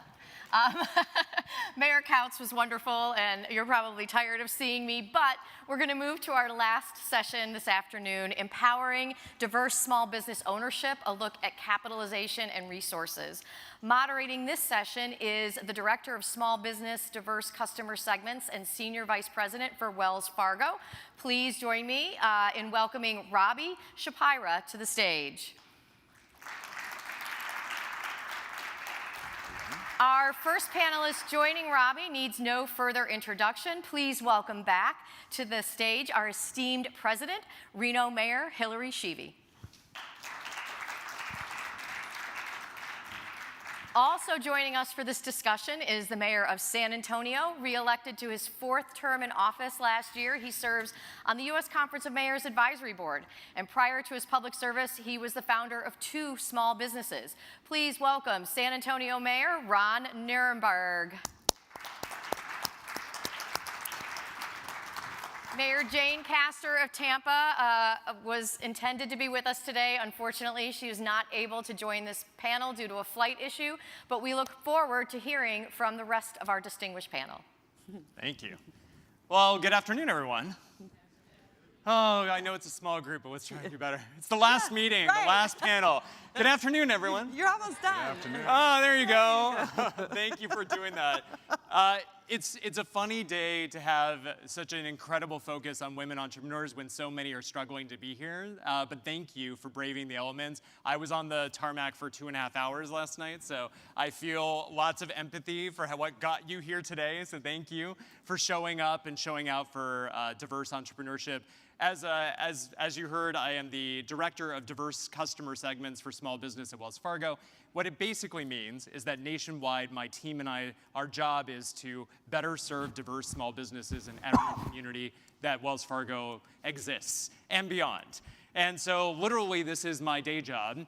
And I'm really proud to be sitting here with all of you and incredible leaders like Mayor Sheevey, Mayor Nirenberg, who are here to I did say it right, Nirenberg. Okay, good.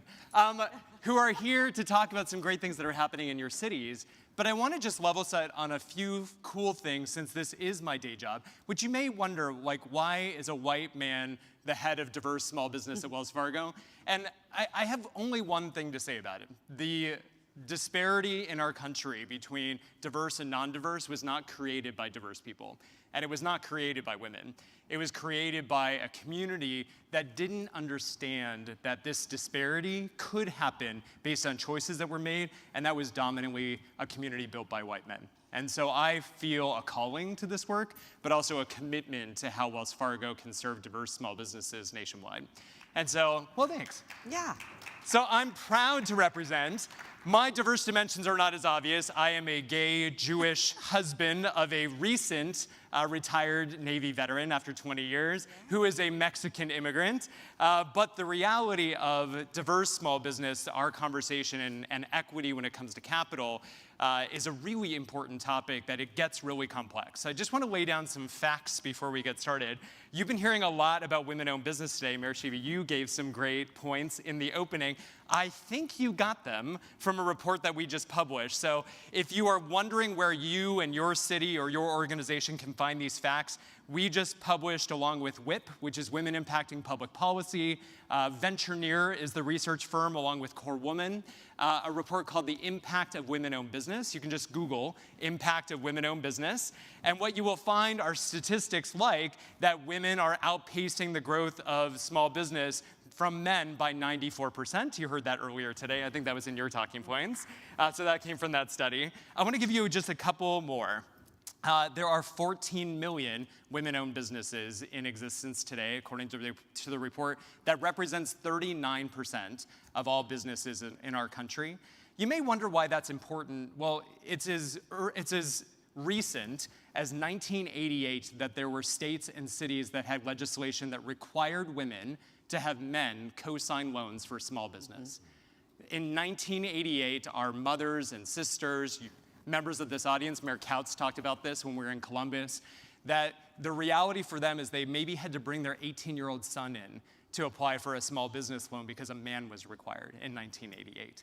And so when we talk about the cultural impacts that led to this disparity, that is some of just the real to know that we can undo in corporate partnership, but that really mayors like these two incredible mayors can help do in their cities.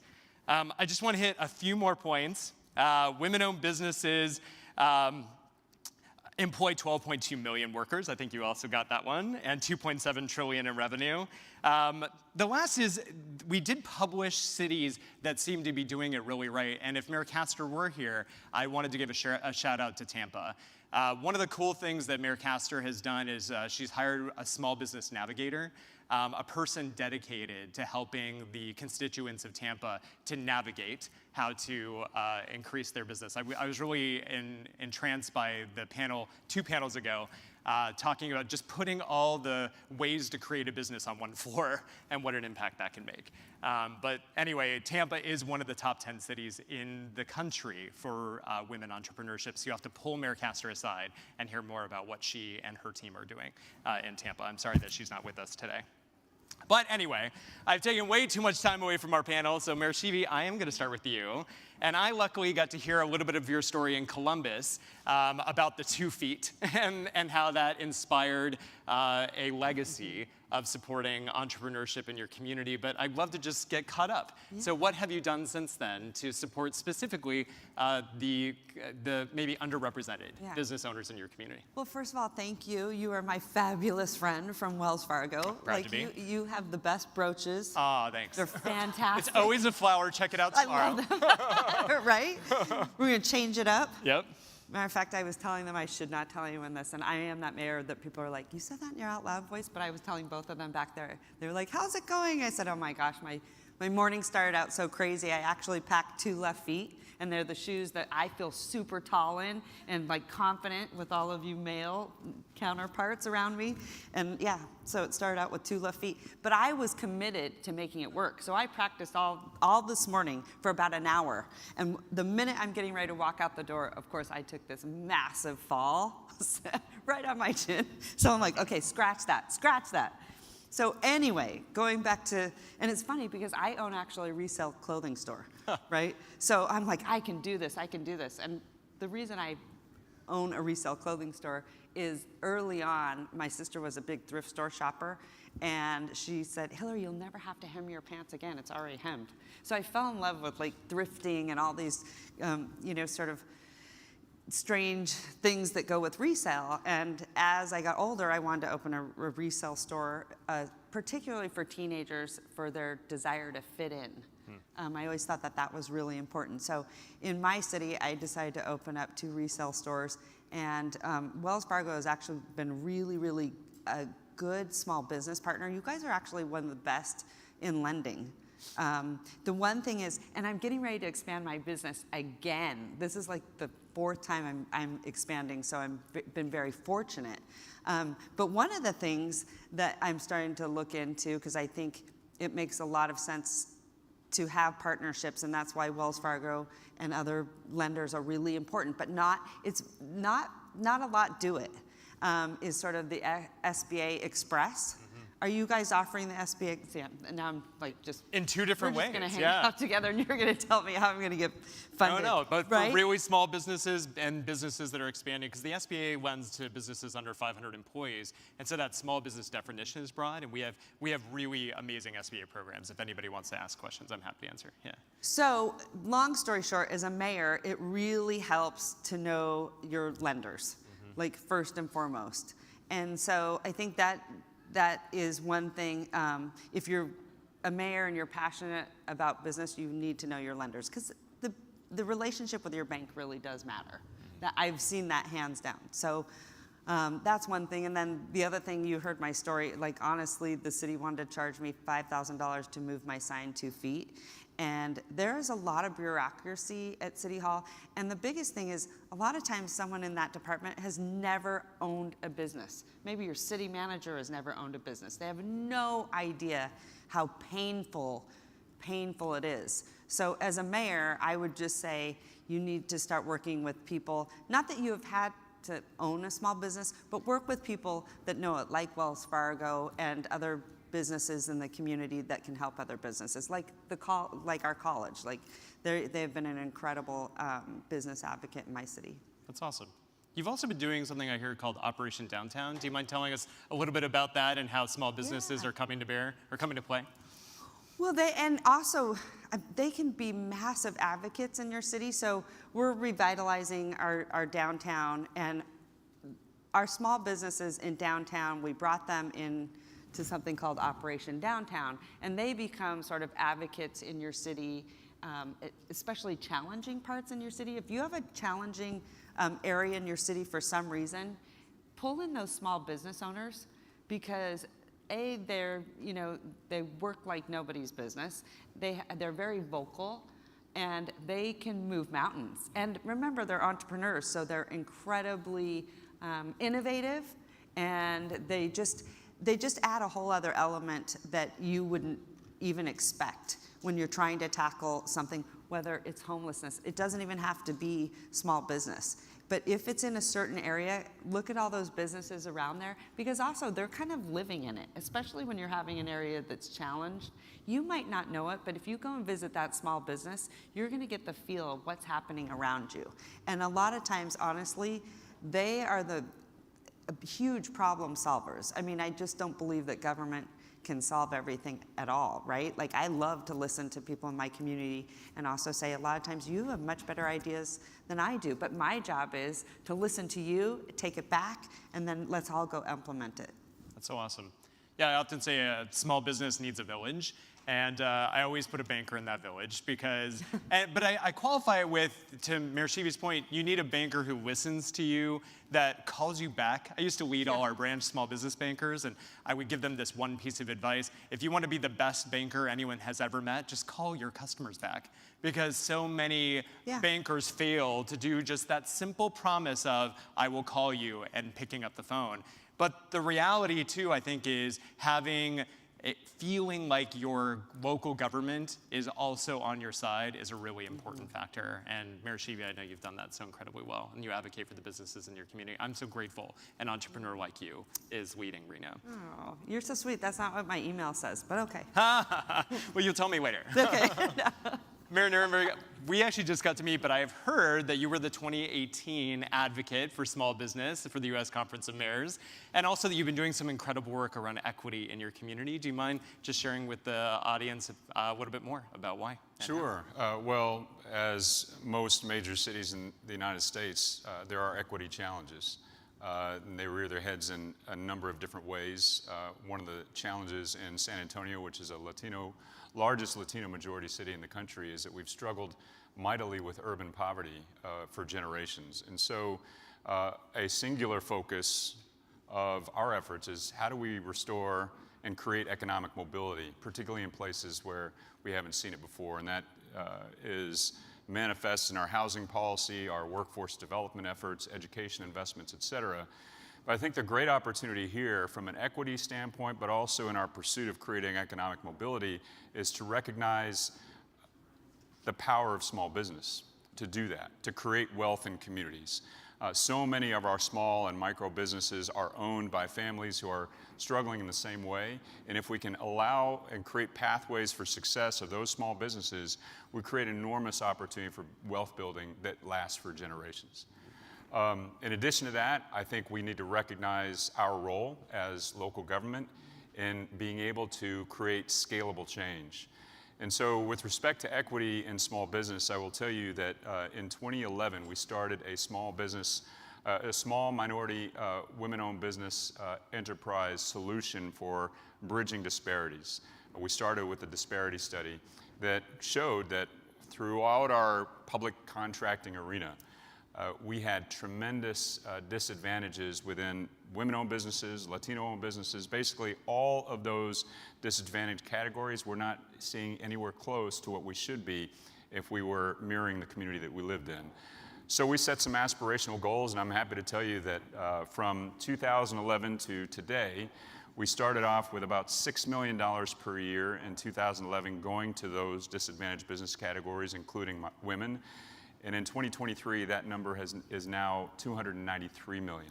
So roughly 57% of all contracting dollars in the city of San Antonio, just our jurisdiction, now goes to small minority women-owned businesses. Great success. Awesome. So what we're trying to do now to scale change, though, is recognize that we're not the only public agency in town. In fact, we've identified roughly 13 major procurement and contracting agencies, from our major universities to our county government to our San Antonio water system and our electric utility that are municipally owned. So we've created an initiative now that we call Supply SA, and using the leadership of the city and recognizing these key policy priorities that we have to bridge disparities and the opportunity that's created by that, we're now creating a one-stop shop. Allow for all of our procurement agencies, those public entities, to get aligned on the same value set that we need to create equity in communities. We need to recognize that there are vast disparities for women-owned businesses, for minority-owned businesses, and lead with policy. So we're in the process of creating a one-stop shop. We're working together to debundle contracts. We're working on universal applications. Rather than, if you're a small firm and that wants to do some public contracting, rather than going to 13 different agencies for contracting opportunities, you can go into one front door. In addition to that, prior to launching that effort, we do some listening sessions around town. And what we found was that there were a huge number of businesses that really either didn't know that there was $3.3 billion worth of contracting opportunities in our community just through public agencies, didn't have the technical assistance to navigate the maze of applications and certifications that are necessary. Simple things. So we are now also working to provide technical assistance, to demystify the process of public contracting, to work with those smaller agencies so they can just now become eligible. Because once they're on the VEDRA registry, there's enormous opportunities there to bring down dollars that are made possible by these pieces of federal legislation and the local dollars that we're putting into our community to not only build important things, create jobs, but now we can look at it as an economic opportunity for those small firms, not only creating jobs, but keeping that wealth in their communities and dealing with some of these larger societal issues like urban poverty. Yeah. I love the point you're bringing up, Mayor Nirenberg, because for a small business, often that leap to where it sounds like you're getting to, Mayor Sheevy, of I went from a couple locations, to making that leap to a moderate-sized small business, still a small business, but getting that big contract is so critical, and how a city can help, and cities can help so much because by setting targets and goals to say, this is the composition of my city, are we well represented? Or are we just awarding contracts to the same firms that we've always given contracts to out of ease? Or what are the networks that we're finding businesses? In fact, I've sat at the table, my team does not lead our supplier diversity efforts at Wells Fargo, but we're what I like to call supplier diversity adjacent. What it means is we're helping businesses get large enough to be able to take on a contract for the city of Reno or the city of San Antonio or a Wells Fargo. And a lot of that is through financial education, or as Mayor Nirenberg called it, what we call in small business technical assistance, the act of getting a small business to feel empowered and capable and have access to capital to take on those larger contracts. So it's wonderful to hear of cities doing that. And one thing I would offer you is we love to be at the table with you, because when they qualify for a local procurement process for your city, they often would also qualify for our corporate supplier diversity programs. And then we can have deeper conversations about, and how do we help them be prepared for it? How do we help them have the capital and the people power and the inventory they'll need to fulfill on one of those larger contracts? But I'm curious, I know you're obviously an entrepreneur.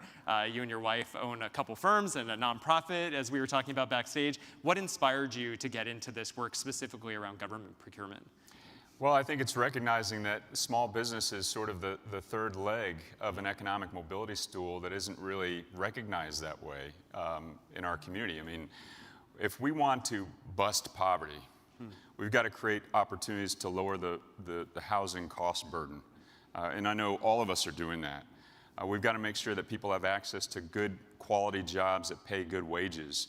We invest in education. We create workforce development opportunities. How do you get wealth to stay within communities for generations? We've got tons of single owner proprietary firms. We have tons of businesses that are out there doing great work that are not recognized. They probably don't have the capacity to hire somebody to even look for contracts. But yet we've got $10 billion worth of public contracting that's going to be happening in our community over the next 7 to 10 years. There's an enormous opportunity there if we can just marry the two.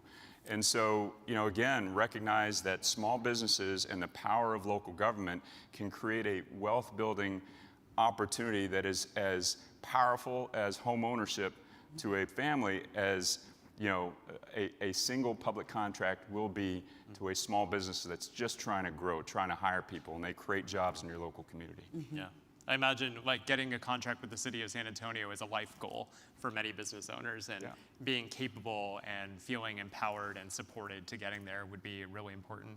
I just selfishly, I'm curious from the two of you, whoever wants to answer first, maybe Mayor Sheevy, but what are you hearing from small business owners today? We're now maybe a couple years out of the worst of the pandemic, and with that, as you were sharing, as we see a drop of employment, we see a rise in entrepreneurship. Some of that has sustained in diverse communities in particular, but others we have seen also large amounts of business closure as a result of that rise in entrepreneurship and the absence now of government surplus funding or other types of capital enablers. But what are you hearing from small business owners in your community? Well, we hear a lot, but I want to kind of go back to, because you talked about, getting a city contract, which is like a big deal. And also, I think it is also up to us as mayors to identify opportunities. And other mayors may not know how to identify an opportunity to do such thing, because I just kind of went through this and we're getting ready to go through the process.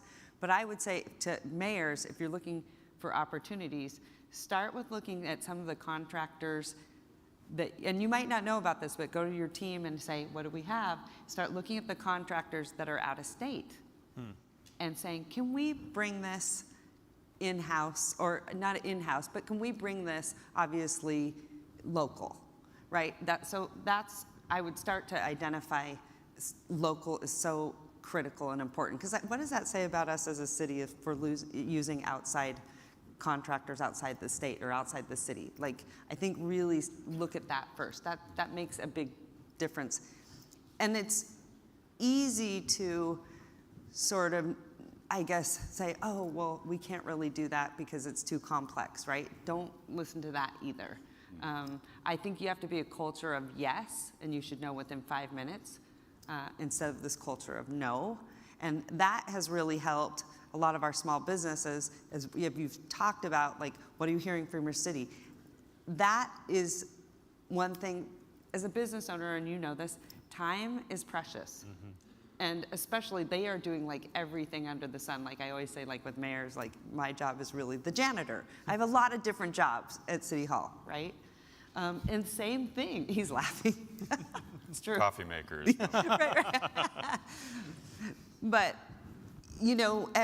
that's the thing, as business owners, small business especially, you're doing so many different things. So I think you have to realize that their time is very valuable, and then identify needs that you need in your city. If your mayors out there that are looking for ways to, grow someone's business into a city contract, identify that, right? And you can do that.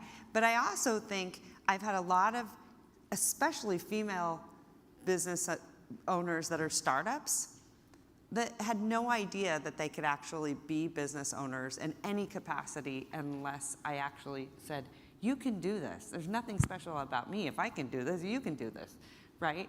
And so I also think it's important for people to identify with their mayor. They see you as a small business owner. That helps tremendously. So that's one thing that I've really learned. And I also do something called Future Mayors, or Mayor for the Day at City Hall, and I absolutely love it. And I bring in young kids and let them be the mayor for the day. They start out the meeting, and then I'm like, okay, well, public comment's coming, so hurry, get them out. But no, I'm just kidding. Don't stay I around usually for tell that. their parents, like, you might want to go this, exit this portion of the meeting. Anyway, no. But, and so I think it's also like they have to see you walking the walk and talking the talk. And that goes the same thing with supporting your small business. Like mayors, I can't even begin to tell you that is the one thing that will help tremendously is if you just say, hey, I've got your back, or you can do this. Sometimes it's like, I didn't even realize my life, like, I mean, just still sometimes I'm like, wow, I'm sitting up here with other mayors and this is really incredible. But it wasn't until someone said, you can do that. And I was like, wow, I can? So I think it's important to be that type of cheerleader for others. That's great. Thank you for that. Rainer? Yeah. Yeah, what we hear from small businesses is we're still in the long tail of COVID. I mean, that's the reality. The impacts over the last several years, the global supply chain disruptions, there's still significant impacts, and small businesses are still hurting. They're still trying to overcome that. A lot of the small businesses that do retail or small commerce, they're struggling because their customers are also still dealing with high costs and inflation, et cetera. So their businesses suffered. The other thing that we're hearing is that there's been an incredible amount of capital put into our communities for good reason to build infrastructure. And that infrastructure is going to have impact on small businesses. So we've seen a lot of businesses that are struggling because their street is just carved up, and it's carved up for a long time, and they need help with, letting customers know that they're open. So we're dealing with a lot of that. We've had, $50 million through local government plus a little bit of ARPA that has gone to small business relief over the last, I'd say, 4 years for simple things, just keeping the lights on, helping the rent to be paid, or whatever it is, just to get by. But they're still feeling those impacts. And so I think what we are trying to do is stay nimble. We're trying to be entrepreneurs at the government level to help keep our businesses open and make sure that they can get through this tail and ultimately on to thrive again. Some of that is through loan interest buy down. We have invested record levels of funding into a loan interest buy down program, buy down the loan till 0% so they can do things like purchase equipment, keep payroll, et cetera. We're also identifying new barriers that perhaps we need to do a little bit better of to allow for business owners to be able to keep the doors open, and things like childcare becomes enormously important for business owners. So we're undergoing a study right now to really assess the childcare landscape in San Antonio, identify the gaps so we as a community can go all in on reducing that barrier. Our success on any of these issues, whether it's housing, workforce, small business, or whatever, largely has to do with identifying the barriers for somebody to actually succeed. So we're putting childcare in the category of small business support, in addition to helping people get to school, et cetera. So I think it's what we're hearing is that don't forget about us. The economy's starting to roar again, but small businesses on Main Street are still struggling. We've got to be nimble at the local level to connect them with the resources and support that they need. Yeah, so great. So 2 things I took away from Mayor Sheevy is small business owners in our communities sometimes just need runway and permission, maybe a nudge or a kick to say, you're ready and you can do this. And Mayor Nirenberg, I just love, I've never been a mayor. I might never be. You might be one day. Look at Mayor Sheevy. See, I knew it was going to happen. You never know. I may be a mayor someday. Future mayor. Hashtag future mayor. I'd love to do it for a day and stay through the public comments. Yeah, okay. I think the world would be much better off if everybody had the opportunity to be a mayor. I think so. That's true. That's true. Can't you picture the 2 of them walking in the morning and Mayor Sheevy going, nope, this is not how this looks, let me fix this. And then Mayor Nirenberg's like, and the coffee's not made, I'm just gonna stop. Because everyone on this floor needs to be caffeinated. But I loved your comment about mayors are entrepreneurial, because it's so inspiring to think that you are a connector of people and resources and creating new programs and innovating in your city. I just think those are things that I, as a constituent, maybe never think about when it comes to the mayor of the cities that I live in. You know, I shared earlier a resource. You don't have to Google, by the way, but it's common nomenclature to say to Google it. But one other for you to look up is the Federal Reserve every year publishes a report called the Report on Firms Owned by People of Color. And in that report, there is an updated statistic that talks about some of the disparity because of a difference in generational wealth that is created in ethnically diverse communities. So as of the last report, which was published in 2022, white business owners shared that they get all or most of the credit they apply for 48% of the time. Hispanic business owners shared they get all or most of the credit they apply for 30% of the time. Black African American business owners reported they get all or most of the credit they apply for 27% of the time. And so when we talk about generational wealth or wealth building, this is one of the key facts in ethnically diverse communities that has been created not because I'm a borrower and you're a borrower and we have the same, characteristics and why did you get a loan and I not get a loan, but because I started in this station of life with something different than someone else. Maybe as you heard earlier, Mayor Couts was talking about, maybe you got that first cash infusion from your family or your friends, but not everyone has that capability or ability to do that in their families or friends.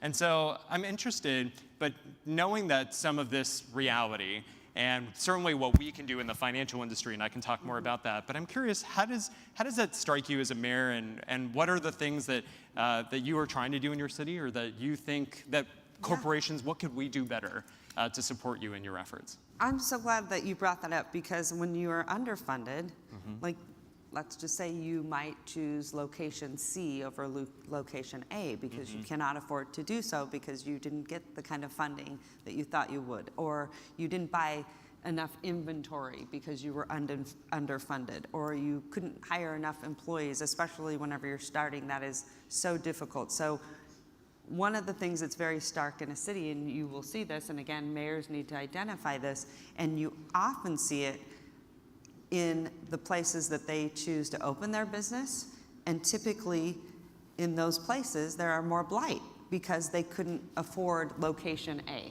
Yeah. So what we're doing at the City of Reno is doing a facade improvement program for small businesses, so they can focus on their business inside and we will focus on the outside so they can look like everyone else, and then you're revitalizing a neighborhood. So that's one really great way to sort of pinpoint how you can also bring them into the fold like any other business. Not because of the color of their skin or because of the lack of funding or things like that. They should be treated like everyone else. Yeah. So anyways, a facade improvement program is a great way to do that, and we're using ARPA money, several $1 million to do that. And we just awarded the first round of awardees to this program. And they were so grateful. They were like, I never had the money to be able to invest on the outside and what it looks like. And so it's just kind of nice to see that this area is getting some much deserved love and attention. And now guess what else happens? Other businesses start to see this and say, hey, I want to be in that area. It's kind of looking very, I guess, more hipster and local, and that's another thing that I love about typically those areas, is that they really have that local feeling and flavor. And so there tends to be a lot of other businesses that start to notice the change, and it just attracts other businesses as well. So it's a great revitalization tool and technique. I love that, Mayor Sheevy. While you were talking, I was just imagining every city I go to, I try and find that small business epicenter, that small business neighborhood. In banking, we call it urbanity, just that when businesses are around each other, they are more successful. There is a clear positive correlation to coordination and creating like merchants associations and chambers of commerce. And businesses do that when they find that they have community, and facades help to create community because you become proud of the business next door and want to be proud of your business. It's a fabulous thing. Thank you for that. Yeah. Mayor Nurnberg, what's going on in San Antonio? So applaud that. And I think one of the things that's easy to forget when we're just talking about small business investment opportunities is to know that they benefit or suffer the consequences of the investments that you're making in the larger environment that they're in. So that's a great point. What I'm hearing you talk, Robbie, though, is a reminder that we can't even get past go if we don't understand the landscape. So what I would emphasize is really understand the data, or attempt to get the data to begin with. I mentioned, the success that we've had so far in advancing procurement and contracting within diverse businesses. We would never have gotten there had we not taken the risk and the initiative to have a disparity study to begin with. So first, get the data. The other thing I would say is that it's incredibly important to get aligned and to collaborate. Collaborate by layering funds that are available at the state and federal level. Collaborate with public-private partnerships. We've had tremendous success, for instance, with chambers and business development organizations to help us with these efforts. So collaboration is absolutely key. And then, just continue to listen. We uncover new issues that are problematic for small businesses almost every day, and they're all different. And so having resources available, whether it's a small business navigator or an initiative that has a team of those folks keeping their ears to the ground, is all vital to enable the kind of success that we're trying to drive at. So do it all. Yeah. Well, I always hear it in steps too, how you explain it, which is so great, is knowing the landscape before you can dive in and identify how you can make a difference. That's very powerful. Thank you for that. Thank you. We've got about 5 minutes left, so I'm curious if y'all have questions that have been coming up for you while we've been discussing this incredibly important topic. So would love to hear from the audience. All right, first question, when's a free trip to Reno? Ah, yes. Okay. The See, lady with she the beautiful wants it. brooch that spoke earlier. I missed your And name. she's from Las Vegas, so that's cheating. Just kidding. Yes, Irene Bustamante Adams from Las Vegas, Nevada, and we were just in Reno and took advantage of the resale opportunity stores there, so thank you. Oh, good. Here's my question. Recycle. Yes. My question is on young adults being entrepreneurs. Is there anything that you're doing in your cities to concentrate on that segment? Because especially the youth that are justice involved, they have the mentality of already having a side hustle. They're just misguided a little bit. So just curious if you're doing anything for young adults in that space. Well, there's a couple, we're working with one nonprofit that is very entrepreneurial, and they're young artists. Typically, we'll see, a lot of young artists in that space. And so reach out to, it's a great way to also expand on arts and culture in your city, but we're seeing a lot of young people in that space. And give them an area to create, and that therefore they start to see that, hey, I can make money off of my art and pop-ups. So we really kind of look for those young budding artists all throughout the city, and then they realize that, oh, I can make a living out of this. So take advantage of every time that you're doing any sort of event in any way.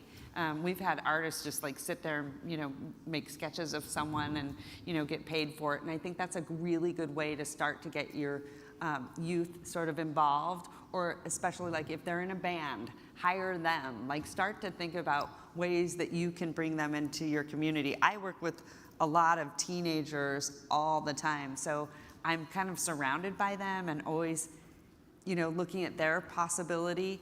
So I just, for me, it's something I'm really aware of, but I think you bring up such a good point because most mayors may not. So I don't know, do you have any good programs for yours? Yeah, I wish my wife was here. There's not a more staunch advocate for women in business and small business than my wife, Erica, who was in 2018, she was the chair of the Hispanic Chamber of Commerce, and she developed a curriculum for parents to teach an entrepreneurial mindset for children. It's called RISE. It's available in English and Spanish, but the idea is that in order to become an entrepreneur, you need to have certain skill sets that you develop very early in life. So this was to help parents on that journey, and we did that in partnership with the Hispanic Chamber of Commerce.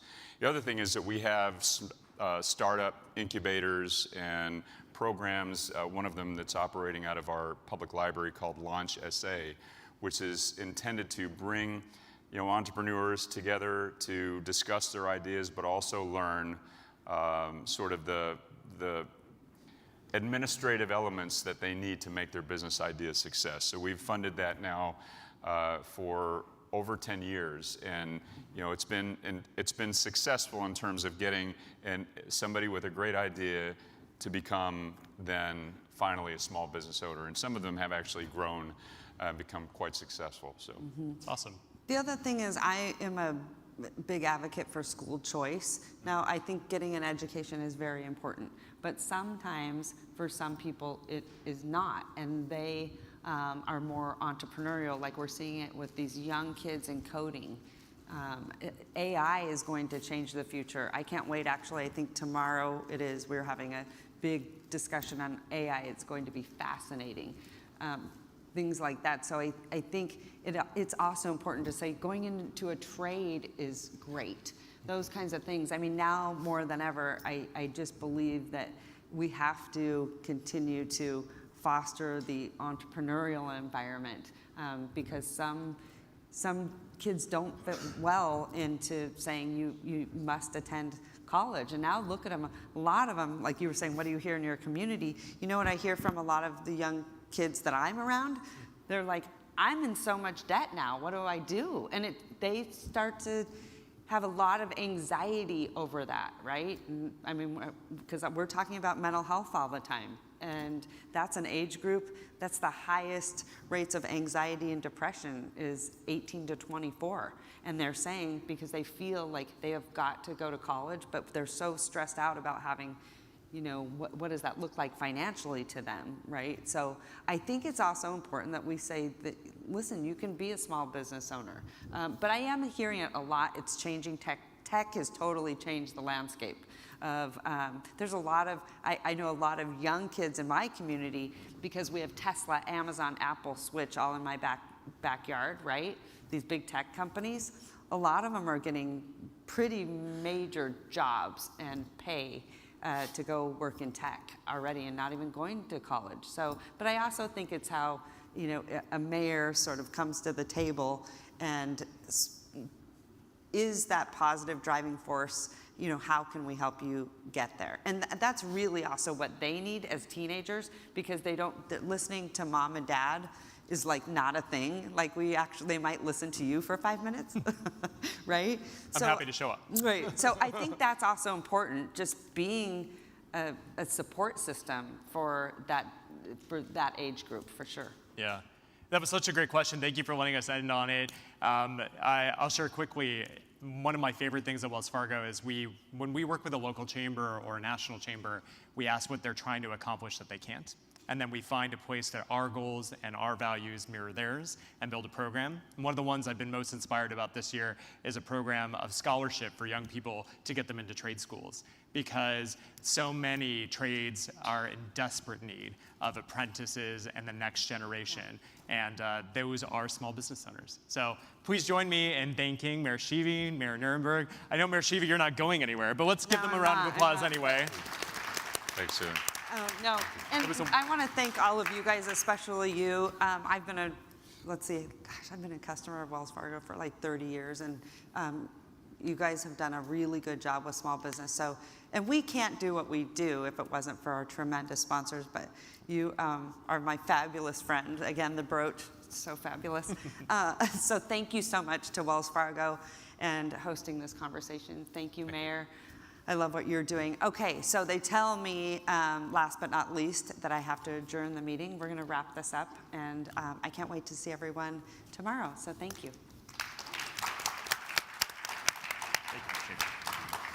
Thanks, Rob. That was great. Appreciate it.